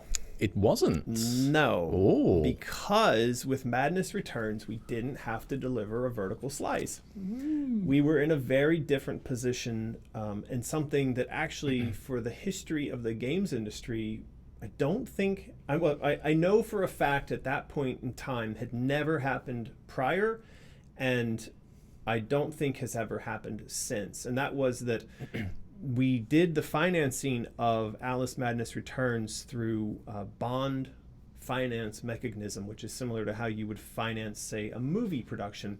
And one of the things that's very different about movie productions versus game productions is that movie production funding, the checks are actually written by a bank, and EA is essentially like they are the requester of a loan, which is paid forth to the developer by the bank. And then there's an audit company that sits in the middle, and essentially the bank doesn't want to get EA asking for more stuff being added into the game, because they could screw the whole process up by, like, make it longer, make it bigger, make it whatever. So what happens when you bond finance a game is that the entire production plan, the design for the game, everything is laid out before you start building. And the audit company comes in and makes sure that you're delivering per the schedule and the plan that you submitted when you unlocked the funding. So we didn't have to do a vertical slice. Wow, there you go. I mean, we had production milestones and goals, but those were audited or checked by the audit company, not by EA. And so EA couldn't say to us, hey, that looks all right, but they either had to pass it or fail it. They had no other choice, which was actually pretty cool. It kept everybody on track. Okay. We have a super chat from the Obsessor 11294. They simply say 5. Well, 5 to you, 5 Obsessor. to you too. I think that's fantastic. 5 indeed. Why don't we do another contest? Okay, and while we do that, maybe we could talk about freaky fandoms. Okay, freaky fandoms But first. you asked the question as well. Freaky fandoms first, and then a contest. Does that sound right? All right. Go for it. Oh, man. Freaky fandoms. You brought it up. Yes, they are one of our super favorite people. They are a sponsor of ours. They've been with us for many a year supporting our efforts. And they have a podcast, as you can see on the screen right now, the Freaky Fandoms podcast. They talk about cult movies, games, music, etc. And the latest podcast, which is news to me, is apparently they're doing a new Saw movie. Wow. Featuring Samuel L. Jackson, they said. Don't know if it says that on this screen. No, but that's what they said in the email to us. That strikes me as unusual. Maybe they're going in a different direction with it. Because I think it Saw, the first one, maybe even the first 2, were pretty good. But then they just got silly. They got super silly and lost their way, I think. They are, which almost makes the idea of Chris Rock writing one of them make kind of sense, especially with Samuel L. Jackson famous for Snakes on a Plane. So he's done these kind of like semi-serious comedy movies before, right? I mean, that's what Snakes on a Plane was.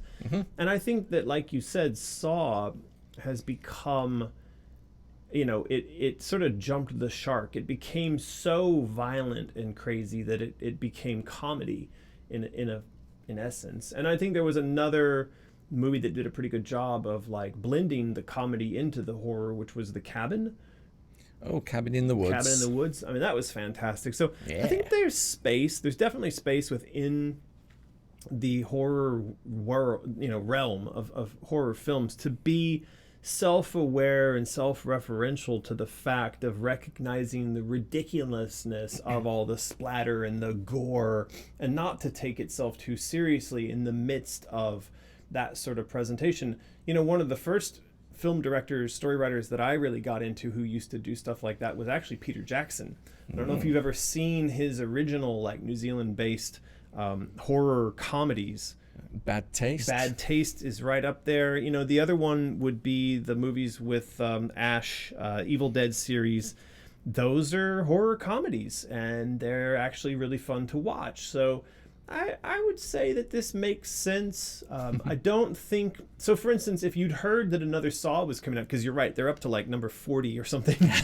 I mean, there's a lot of Saw movies. So if you were going to make a Saw, another one, it would actually be kind of dumb to keep doing the same thing. I think so. You would be smart to do a twist like this to kind of reinvigorate the franchise. But yeah, maybe head on over to Freaky Fandoms, have a listen to their podcast, and see what these guys think about the new Saw. Yeah, and it's always fun to give them a listen. They are also celebrating 1 whole year of Deborah now being an official co-host of Freaky Fandoms. Ooh. I can't believe it's been a year. I feel like they just announced that only a few weeks ago. Kind of goes to show how time flies. Yeah, 52 weeks ago. Insane. Anyway, there you go. A big special thank you and shout out to our friends Andrew and Deborah over at Freaky Fandoms. And as I always say, they are our biggest supporters. So if you want a way to support us, you can always go to support them, which does some sort of supportception and helps everybody out. So there you go. All right. Right. Are we doing the giveaway? I think we need to answer this super chat before it scrolls away. Okay. Oh, the Obsessor is back. Thank you for the super chat. Turn Alice into a tabletop RPG like D&D? Question mark. Somebody mentioned this in an email the other day. I wonder if it's the same person. We have seen this. It could probably be done. We need to get through the process of securing the license with EA first. We're actually really close to that, but I can't really say much more on it. But I do hope that relatively soon we'll be able to announce the development of a variety of different kind of bits of merchandise. So there you go. There you go. There's a bunch of spam already happening. There is some spam. We didn't really have to ask anything. They knew it was coming. It's good because your questions are just not great. Sorry. But we can show off what this one is. So this is a set of alchemy necklaces. Here, you hold that. I'm going to pull up the web page, because the web page does a much better job of showing off what's contained inside of that box. If you go to Mysterious and you punch in alchemy, you will get a bunch of stuff, including the alchemy keys. Of course, the internet's being poop. Go internet. There it is. So the alchemy keys, it's a set of necklaces based off of the keys that were in Alice Madness Returns. There are 5 of them, each of them representing a different alchemical symbol. That's Mercury, for instance, and we've got the moon, and we've got Venus and Jupiter. And so, yeah, you can own your very own set of these keys if you win this moment's prize giveaway. Why don't you spam up the chat with which symbol you like the best out of all of these? Do you know what all those are, Martin? I don't. No. Sorry. That's all right. I do believe we've got Mars, Venus, Mercury, the moon, Is that and Jupiter. Mercury on the left there? On the far left is Mercury, yes. Yeah, that's probably my favorite one. It's my favorite too. It's also a symbol that Marilyn Manson likes to use in a lot of his... iconography. And in fact, it was Marilyn Manson, funny story, who was the one who originally suggested that alchemy be a part of my Alice series. I remember going and talking to him a bit about the occult and about alchemy and about Alice in Wonderland in general, and it was he who said, hey, it would be really cool if you took the fact of the Mad Hatter and his association with Mercury one step further, include alchemy in the game. So there you go. There you go. Alchemy is in the Alice series because of Marilyn Manson. Fun little story. Fun story. I enjoyed that. Alrighty. So we are spamming it up, and Wendy says, I'll fight someone on this. Chaussette says, what's the question? Doesn't really matter, because you've just said something in the chat, which is all the question really never required. really matters. Well, I've asked which is your favorite of these, but no one is actually saying anything. But They're again, saying the spam. chat is probably about 28 minutes behind now. It's pretty long. Hey, this Russian friend, I dare you to say that. The Russian name? Yeah. Where is it? Aben Naratba. You sound Aaron like Naratba. you sound like you're doing the bit from Evil Dead where he has to read out not two, clock two, whatever. Aaron Naratba. He says EA give McGee license on Alice question or not yet ... No, not to Faraktu Rictum. EA has not given McGee license on Alice, so you can take that back to the VK Russian fans in Russia and let them know that the license negotiations are ongoing, but we are getting quite close. So use the correct number of dots. yeah, ellipsis. ellipses is 3 dots, not 4. Our Russian friend. All right, I think we're pretty good here. They're finally catching up with and stating what their favorite of those symbols are. Mercury. Rocking stringstress. Okay, there's a lot of new people today. So Rocking Stringstress, congratulations on winning your very own alchemy key necklace set. There is a description for how to claim that prize in the description below. So scroll down on this video, read how to do that, follow the instructions, and we will have the necklace set sent out to you straight away. Anywhere in the world. Congratulations. We're getting pretty close here to finishing up our review of this document. So production plan, vertical slice.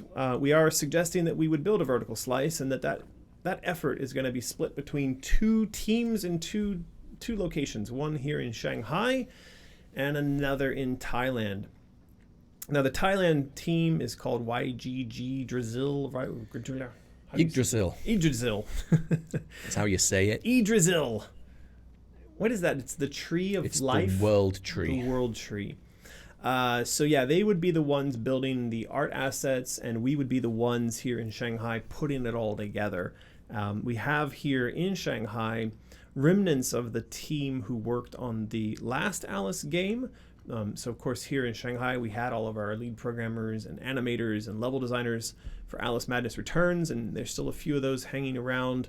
Those people would be brought together to build the core of this vertical slice powered by the assets that are built primarily there in Thailand at Yggdrasil. Yep. There you go. And then we say that in terms of tech, we're looking at using the Unreal Engine.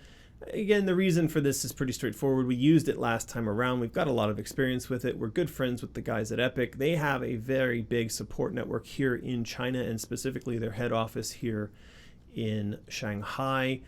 Man, I went to their office once. That is a crazy office. You know all that Fortnite money? Yes. It has been put to good use. Show me. Let me see if there's a picture online. It looks like no. This is all fairly old stuff that I'm scrolling through here. But yeah, they are in a space in central downtown Shanghai that's called Taikoo Plaza, and it is crazy. I'm trying to see. No, we're getting a lot of random China stuff here, but we're not getting Epic China's office. But I could show you Taiku. Whoops. I could show you Taiku Plaza. And then, oops, I misspelled that. Anyway, it'll figure it out. Yeah, so their office is in this building right here. There's the largest Starbucks in the world. I went in there the other day for the first time. Did you freak out? Yeah, I didn't know what to do. Seriously, I don't know where you went to stand to order stuff or anything. It's just that big and crazy, huh? Yeah, so Epic's office, this is the largest Starbucks in the world. And then there's these two skyscrapers, one next to the other, and they are in the taller of the two buildings, and they're up here on like one of the very top floors. Nice. And my understanding is that like 1 square meter is something like $1,000 a day or something. I mean, they've got to be paying, but they've got all that crazy Fortnite money. Yeah, what do they care? What do they care? So yeah, we would be working with those guys because they're close by and they're friends. And then we've also described here target price points. Again, this is important for the party to which we are pitching this document. We've suggested retail prices, a digital download only version at around $40, a pre-order first edition. Again, I think that's meant to be like a digital download, but maybe with some extras added in there. Or I'm sorry, that's the physical version, would be around $50 if you do a pre-order. And then the collector edition around $99. Now, we had some people asking us what would be in the collector edition. What would that look like? And you said bacon. I said bacon. I would love some bacon in my collector's edition. Bacon. No, that was one of our insane children asked, what would you put into that collector version? And I actually said, oh yeah, I should paste that. So I pasted into the post.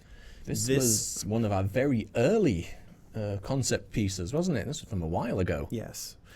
So this is a mock-up of what one of those collector edition boxes might look like, with like a chess head bust piece thingy. And I think the idea was that each of these collector boxes would have like this kind of like a head inside, and maybe some other goodies like packed into the base of this, and of course the game. But yeah, that was the idea, and I'm sure for $99 we would give you even more stuff because we like giving stuff to people. Yeah. So that was the collector edition for $99, and that's about it. We put some dark artwork in there. We were trying to really heavily emphasize the horror aspect of the game. Making sure that you understood automatically this was going to be an M-rated game. It wasn't for kiddies. Again, the concern being that maybe somebody wouldn't know what our Alice is all about. Now, this logo brings us to, I think you have some questions from our. I heard you printing them. If you just hang out there for 1 second, there you go. Oh, there. So yes, let's go through some Patreon questions. Courtney Hill Well, let's asks start with that one. Let's start with the question with regards to EA. Wasn't it here? Yeah, there you go. Anime King said, so I saw that you have an EA logo in the corner. I hope you will not be persuaded to add microtransactions, loot boxes, etc. This question makes me angry. It's an annoying one, isn't it? People just assume stuff and they post stuff online, and then people start believing wrong things. Yeah, and also there is something that happens, and I know this is partly my fault. I get annoyed.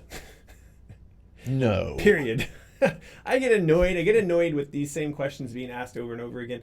I get annoyed with the implication that we're those kind of people, that like we would trick everybody into getting behind and supporting this effort, and then we would do a violent 180 and turn this into some sort of loot box microtransaction game.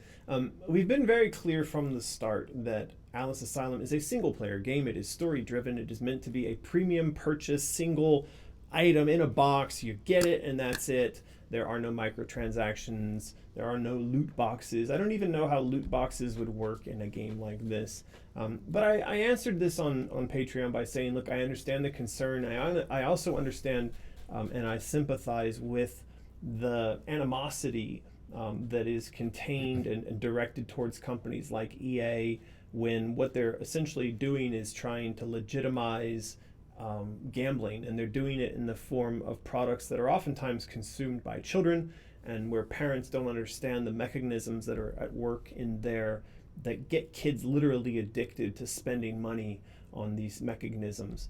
So we're not fans of this business model, and in no way do I see us ever allowing that kind of content to be put into Asylum. So I really wish this question would kind of go away, and that our insane children and people like Anime King could go out there and help defend us against this kind of stuff, instead of asking the question, which sort of brings it all back up again and gets people thinking like, oh yeah, maybe they're tricking us all into making a loot box game. So ho-hum, it's the age-old problem, isn't it? It doesn't is. matter how many times you say something, there'll always be some people you didn't reach. this is true. But Yeah. that all came about because the EA logo is actually down here at the bottom of the document that we prepared.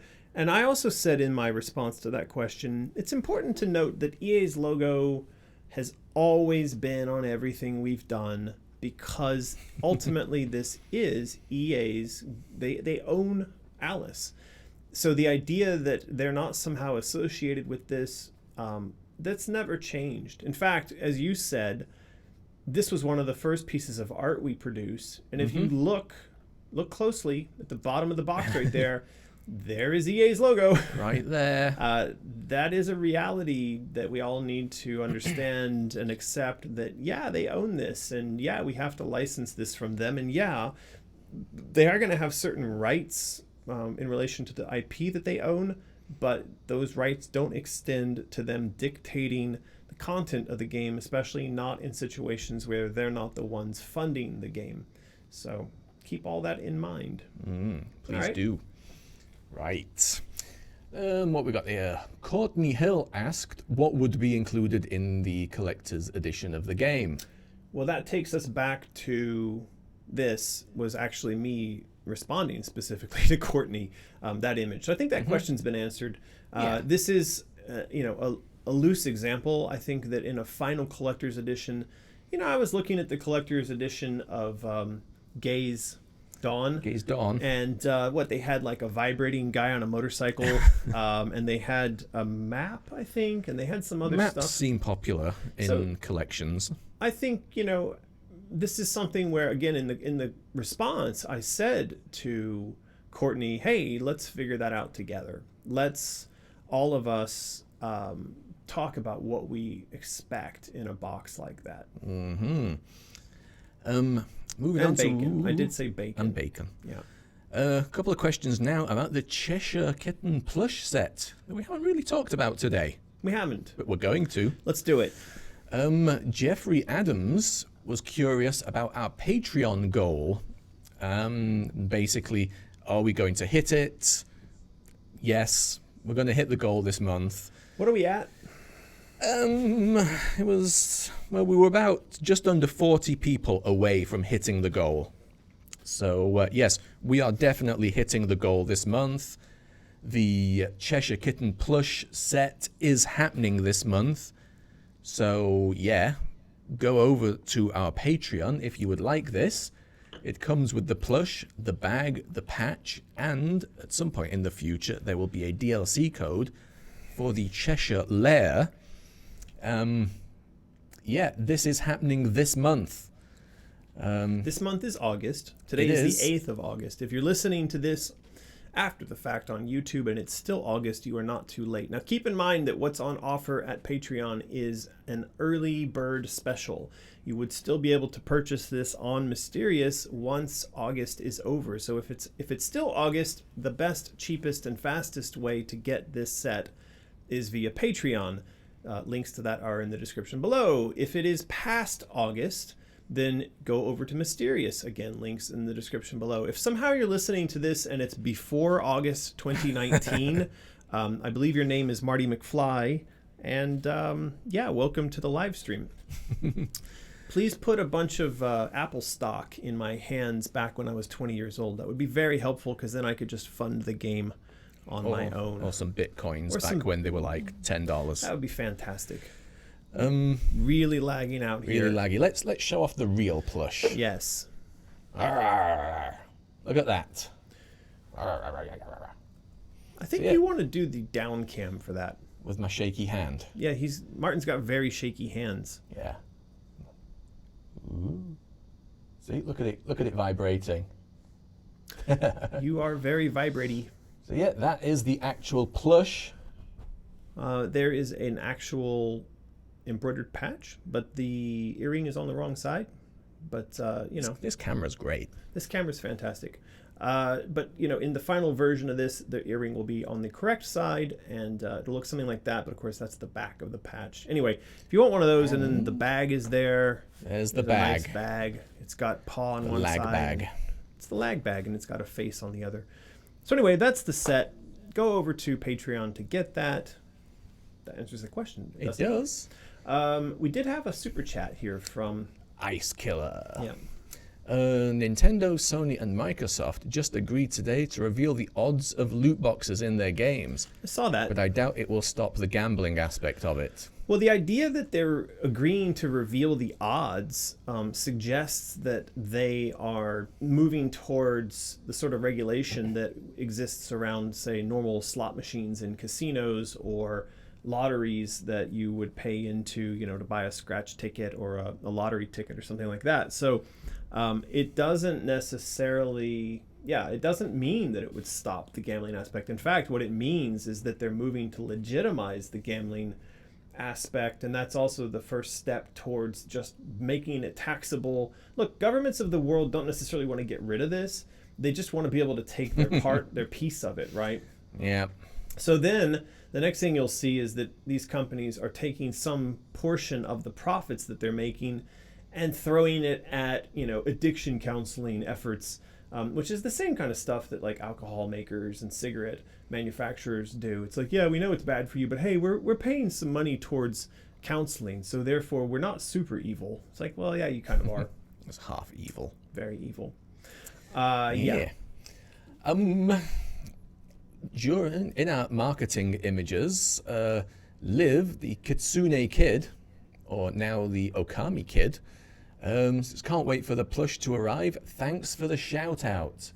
Where's the pic? Now this pic was modified somewhat by Omri, was it not? Yes, she and he worked together on this. I think she had done an image like this for the bunny, the bunny plush. That's right. And then he's edited in the Cheshire Kitten because, of course, she doesn't have this in hand yet. Not yet. But yeah, Kitsune Kid is one of our insane children, and she also is a cosplayer, and she's done up a couple of pretty cool images where she is the Cheshire Cat, and of course now she is the Cheshire Cat holding on to a Cheshire Kitten. Yeah. Pretty cool. Pretty cool. Yeah. So yes, no problem, Liv. We're happy to shout out and show your stuff off. There you go. What else have we got? Frank Martinez. What are the chances Alice Asylum can be played on PS4, Xbox, or Switch? Quite high for PS4 and Xbox. Yeah. About Switch is Switch. tough.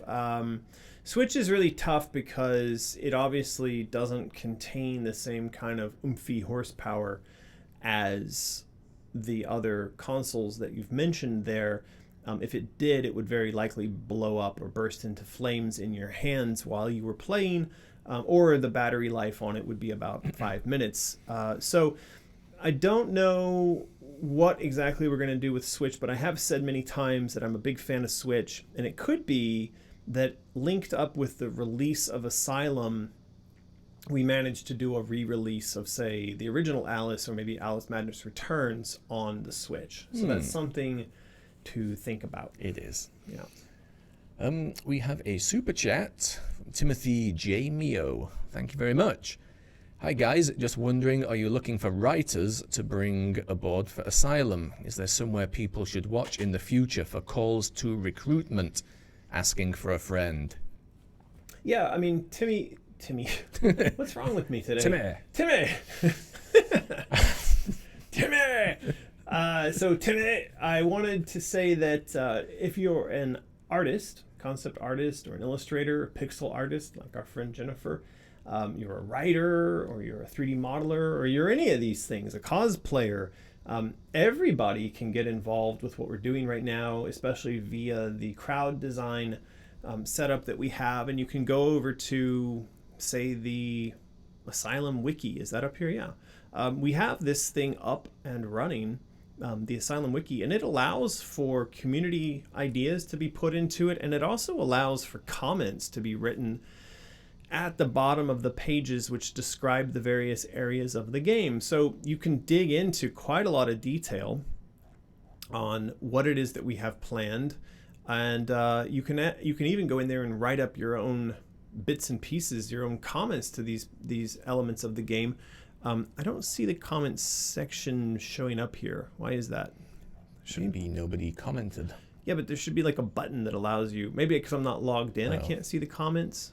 That might be it. It might be it. But here's the thing. Like, I always tell people, it's better to not ask. It's better to just start doing. Just start drawing, start writing, and so people that are in our chat right now, for instance, Greg, he wrote us a very lengthy and interesting dissertation on his view of why the main character in Asylum should be Shadow Alice and not regular Alice.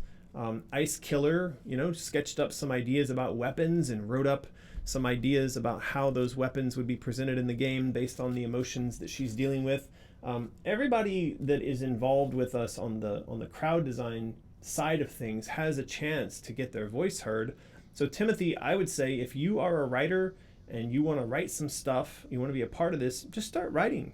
Just start getting it where we all see it, and maybe it's really good, and we'll say to you, hey, maybe you should join the team. There you go. Who knows? Who knows? Yeah. John Robledo, super chats, thank you. Maybe somebody should send Roger Jackson a Cheshire plush as a gift. Just a random thought I wanted to share. I think the lag is actually affecting our brains. It's causing speech disorders for us. John, that's an excellent idea. In fact, you're right. I should be sending a Cheshire plush to him. We have to produce them first, but once they're done, I think one of the best people who could have one of these things in hand would be Roger Jackson. So there you go. There you go. Thank you for that super chat and for that amazing suggestion. We are coming up on the top of the hour, which means another prize and also the end of the live stream. Do you have, Fontlord, any of these questions or comments which are just burning to be answered? Let's have a look. Carbon Coast just told us that the new brief is looking awesome. That is Connor, who's in the chat here. Yep. Hello, Connor, in your sexy voice. Austin Cook is loving our new FAQ videos. Thank you. If you have a question that you would like an FAQ video about, put it in the comments below, and we'll do one if it's good. People just generally happy that the plush is now active this month. People wanting to get the plush. Yeah. I mean, there's a couple of things here, but nothing majorly on fire. Chaucette is here in the chat, and you're just straight up ignoring her. I would never ignore Chaucette. But you just did. Chaucette, I'm telling you, your comment is right there in the middle, and he's just cruising right past it as if it's not even there. You were trying to hurry me up by saying it was the top of the hour. Chaucette said, I don't get the sausages reference in the post on Patreon, but in the document, maybe there should be a link to the YouTube video that would show some gameplay of the first two games, so the people who see the document can then see the games. On the surface, it sounds like a good idea, but how many people do you know who've ever seen a link written on a physical item or something somewhere and then typed it in? Not so I suppose. I mean, it's a digital document, though. It could be a link. Could be. Yeah. It could be. The reference, and she's asking, she doesn't understand the sausages thing, was that on this particular Patreon post, I wrote that you could gaze into my sausage factory. So for those of you who read the things I write on Patreon, you'll know that I actually like to mix my metaphors and make puns. I'm quite a punny person. And so I had this image of Pris Witless gazing into her crystal ball.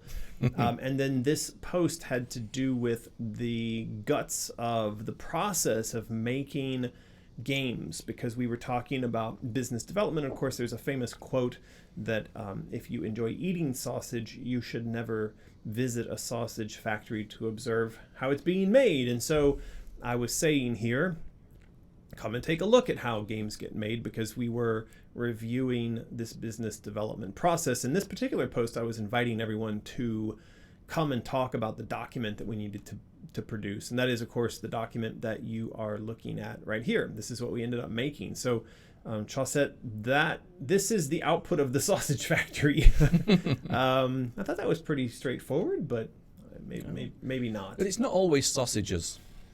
I believe hearing that phrase for pork pies back in ye olde England land. Yeah, there's it depends on where you're from. But then, of course, I've also made some reference to things like bacon people.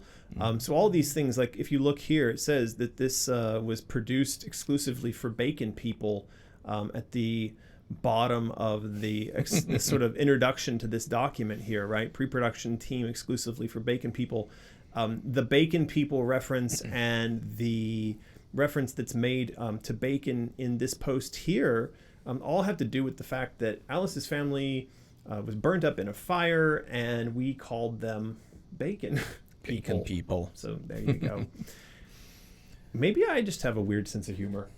There's so many in-jokes. There are. That I feel that people coming into the conversation later, they're just like, what? Yeah. What, Greg's junk? But that's bacon people? That's sort of what makes the inclusion within the community something worthwhile. And then if you're not yet in the community, it's very welcoming. You can join in. You join these live streams, and maybe you'll be one of the people who helps to originate the next one of these silly things that we say. Maybe.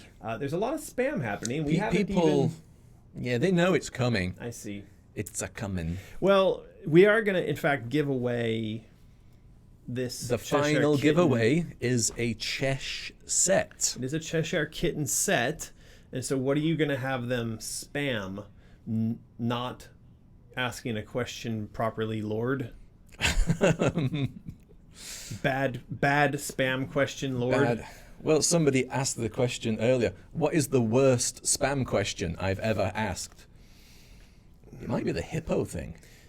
That was pretty bad. I have to say. Go on. Maybe that's the question. What is the worst question I've ever asked? If they can even remember. You mean like in general, or? Yeah. Well, for one of these things. I see. It's like questionception. Would you kick a dog? I wouldn't. Mm-hmm. Regardless of what you said. I don't know. Don't know, man. I don't know what your worst question has been.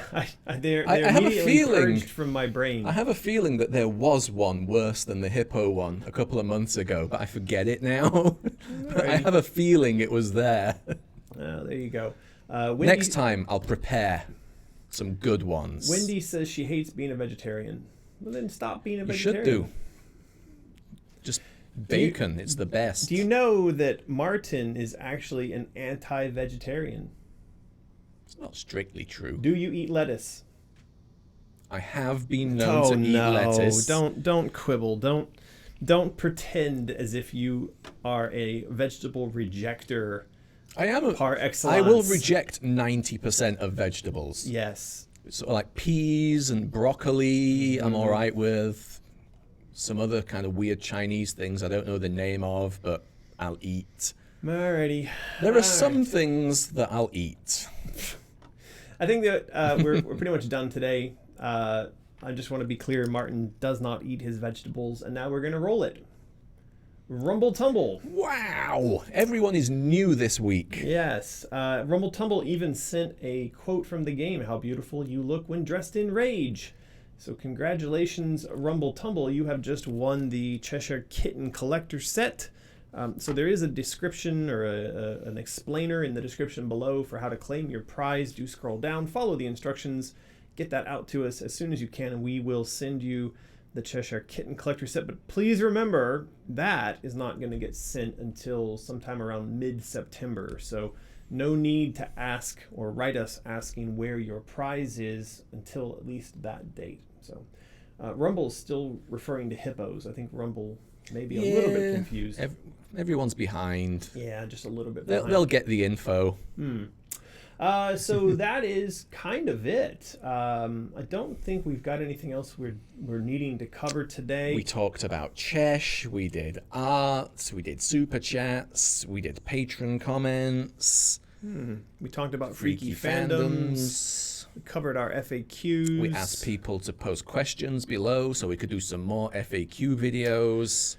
I think we've mainly done all the things. All the things. Yeah, I do just really quickly want to stress that it is Cheshire Kitten Month. If you do want to get one of these Cheshire Kittens at the best price and soonest and all that kind of good stuff, this is the month to go over to Patreon and sign up. Because once August 2019 is over, that offer will be over, and then you will only be able to get this via Mysterious, and it'll cost you a little bit more. So there you go. There you go. Super Bombastic Bubbling Plastic is back. Yeah, it's been there for a while. I really like that name. Have you not seen? Yeah. And just to stress that what is contained within the Cheshire Cat collector set is the Cheshire Kitten, the bag, the patch, and then an early access code to the Cheshire Cat's Lair of Curiosity, in which you may find a mysterious cardboard box, or maybe some treasure. We don't know yet. Who knows? But yeah, that is the offer on over at Patreon these days. And of course, it is our insane children, those of us who are supporting us on Patreon, who make all of this madness possible. We would not be able to employ all of the artists, nor the Martin, nor the Lulu, or myself to do all this work if it weren't for all of you. So thank you very much. You are very much appreciated and loved for that support. Sorry for the lag. I think this is a function of the current trade war situation plus what's going on down in Hong Kong. That's my guess. Maybe. Yeah, so not much we can do about that. Maybe you guys could write Trump and say, knock it off with the trade war. Or you could write to Carrie Lam in Hong Kong and say, knock it off with the violation of the 2 countries, 1 rule, or 1 rule, 2, I don't know. Anyway, that kind of stuff. Yeah, so hopefully the next streams might be better. But, you know, it is what it is. We try our best. We hope so. All right. I think that's about it. We did just blabble on a little bit to let the stream catch up. Yeah. So that's about it. Jib it up. Jib it up. Get bent. Has anyone else not gotten their Asylum tag? Hey, Azure, how about you go ask that over on Patreon by sending us a private message? Lots of people haven't got their tag because lots of people haven't filled in the Backer Kit survey. That's not good. I wonder if that's you. That might be. It might be. But yeah, if you've got any kind of questions, things that you want to get to us after the stream has ended, there is actually an email address in the description below. And if you happen to have a question related to something happening on Patreon, message us on Patreon. Or if it's about an order at Mysterious, message us at Mysterious. I know it's bizarre, but probably not the best thing to put your questions into. I still find that weird where people contact us on Facebook to ask questions about their Patreon account. Well, Why are you doing that? to make life interesting. So there you go. All right, everybody. Was fun. Hope to see you again in 2 weeks. Well, maybe you'll do one next week with Yenny. A makeup one next week. That's right. So yeah, jib it up and Get bent. Get bent. Yep. See you later. See you.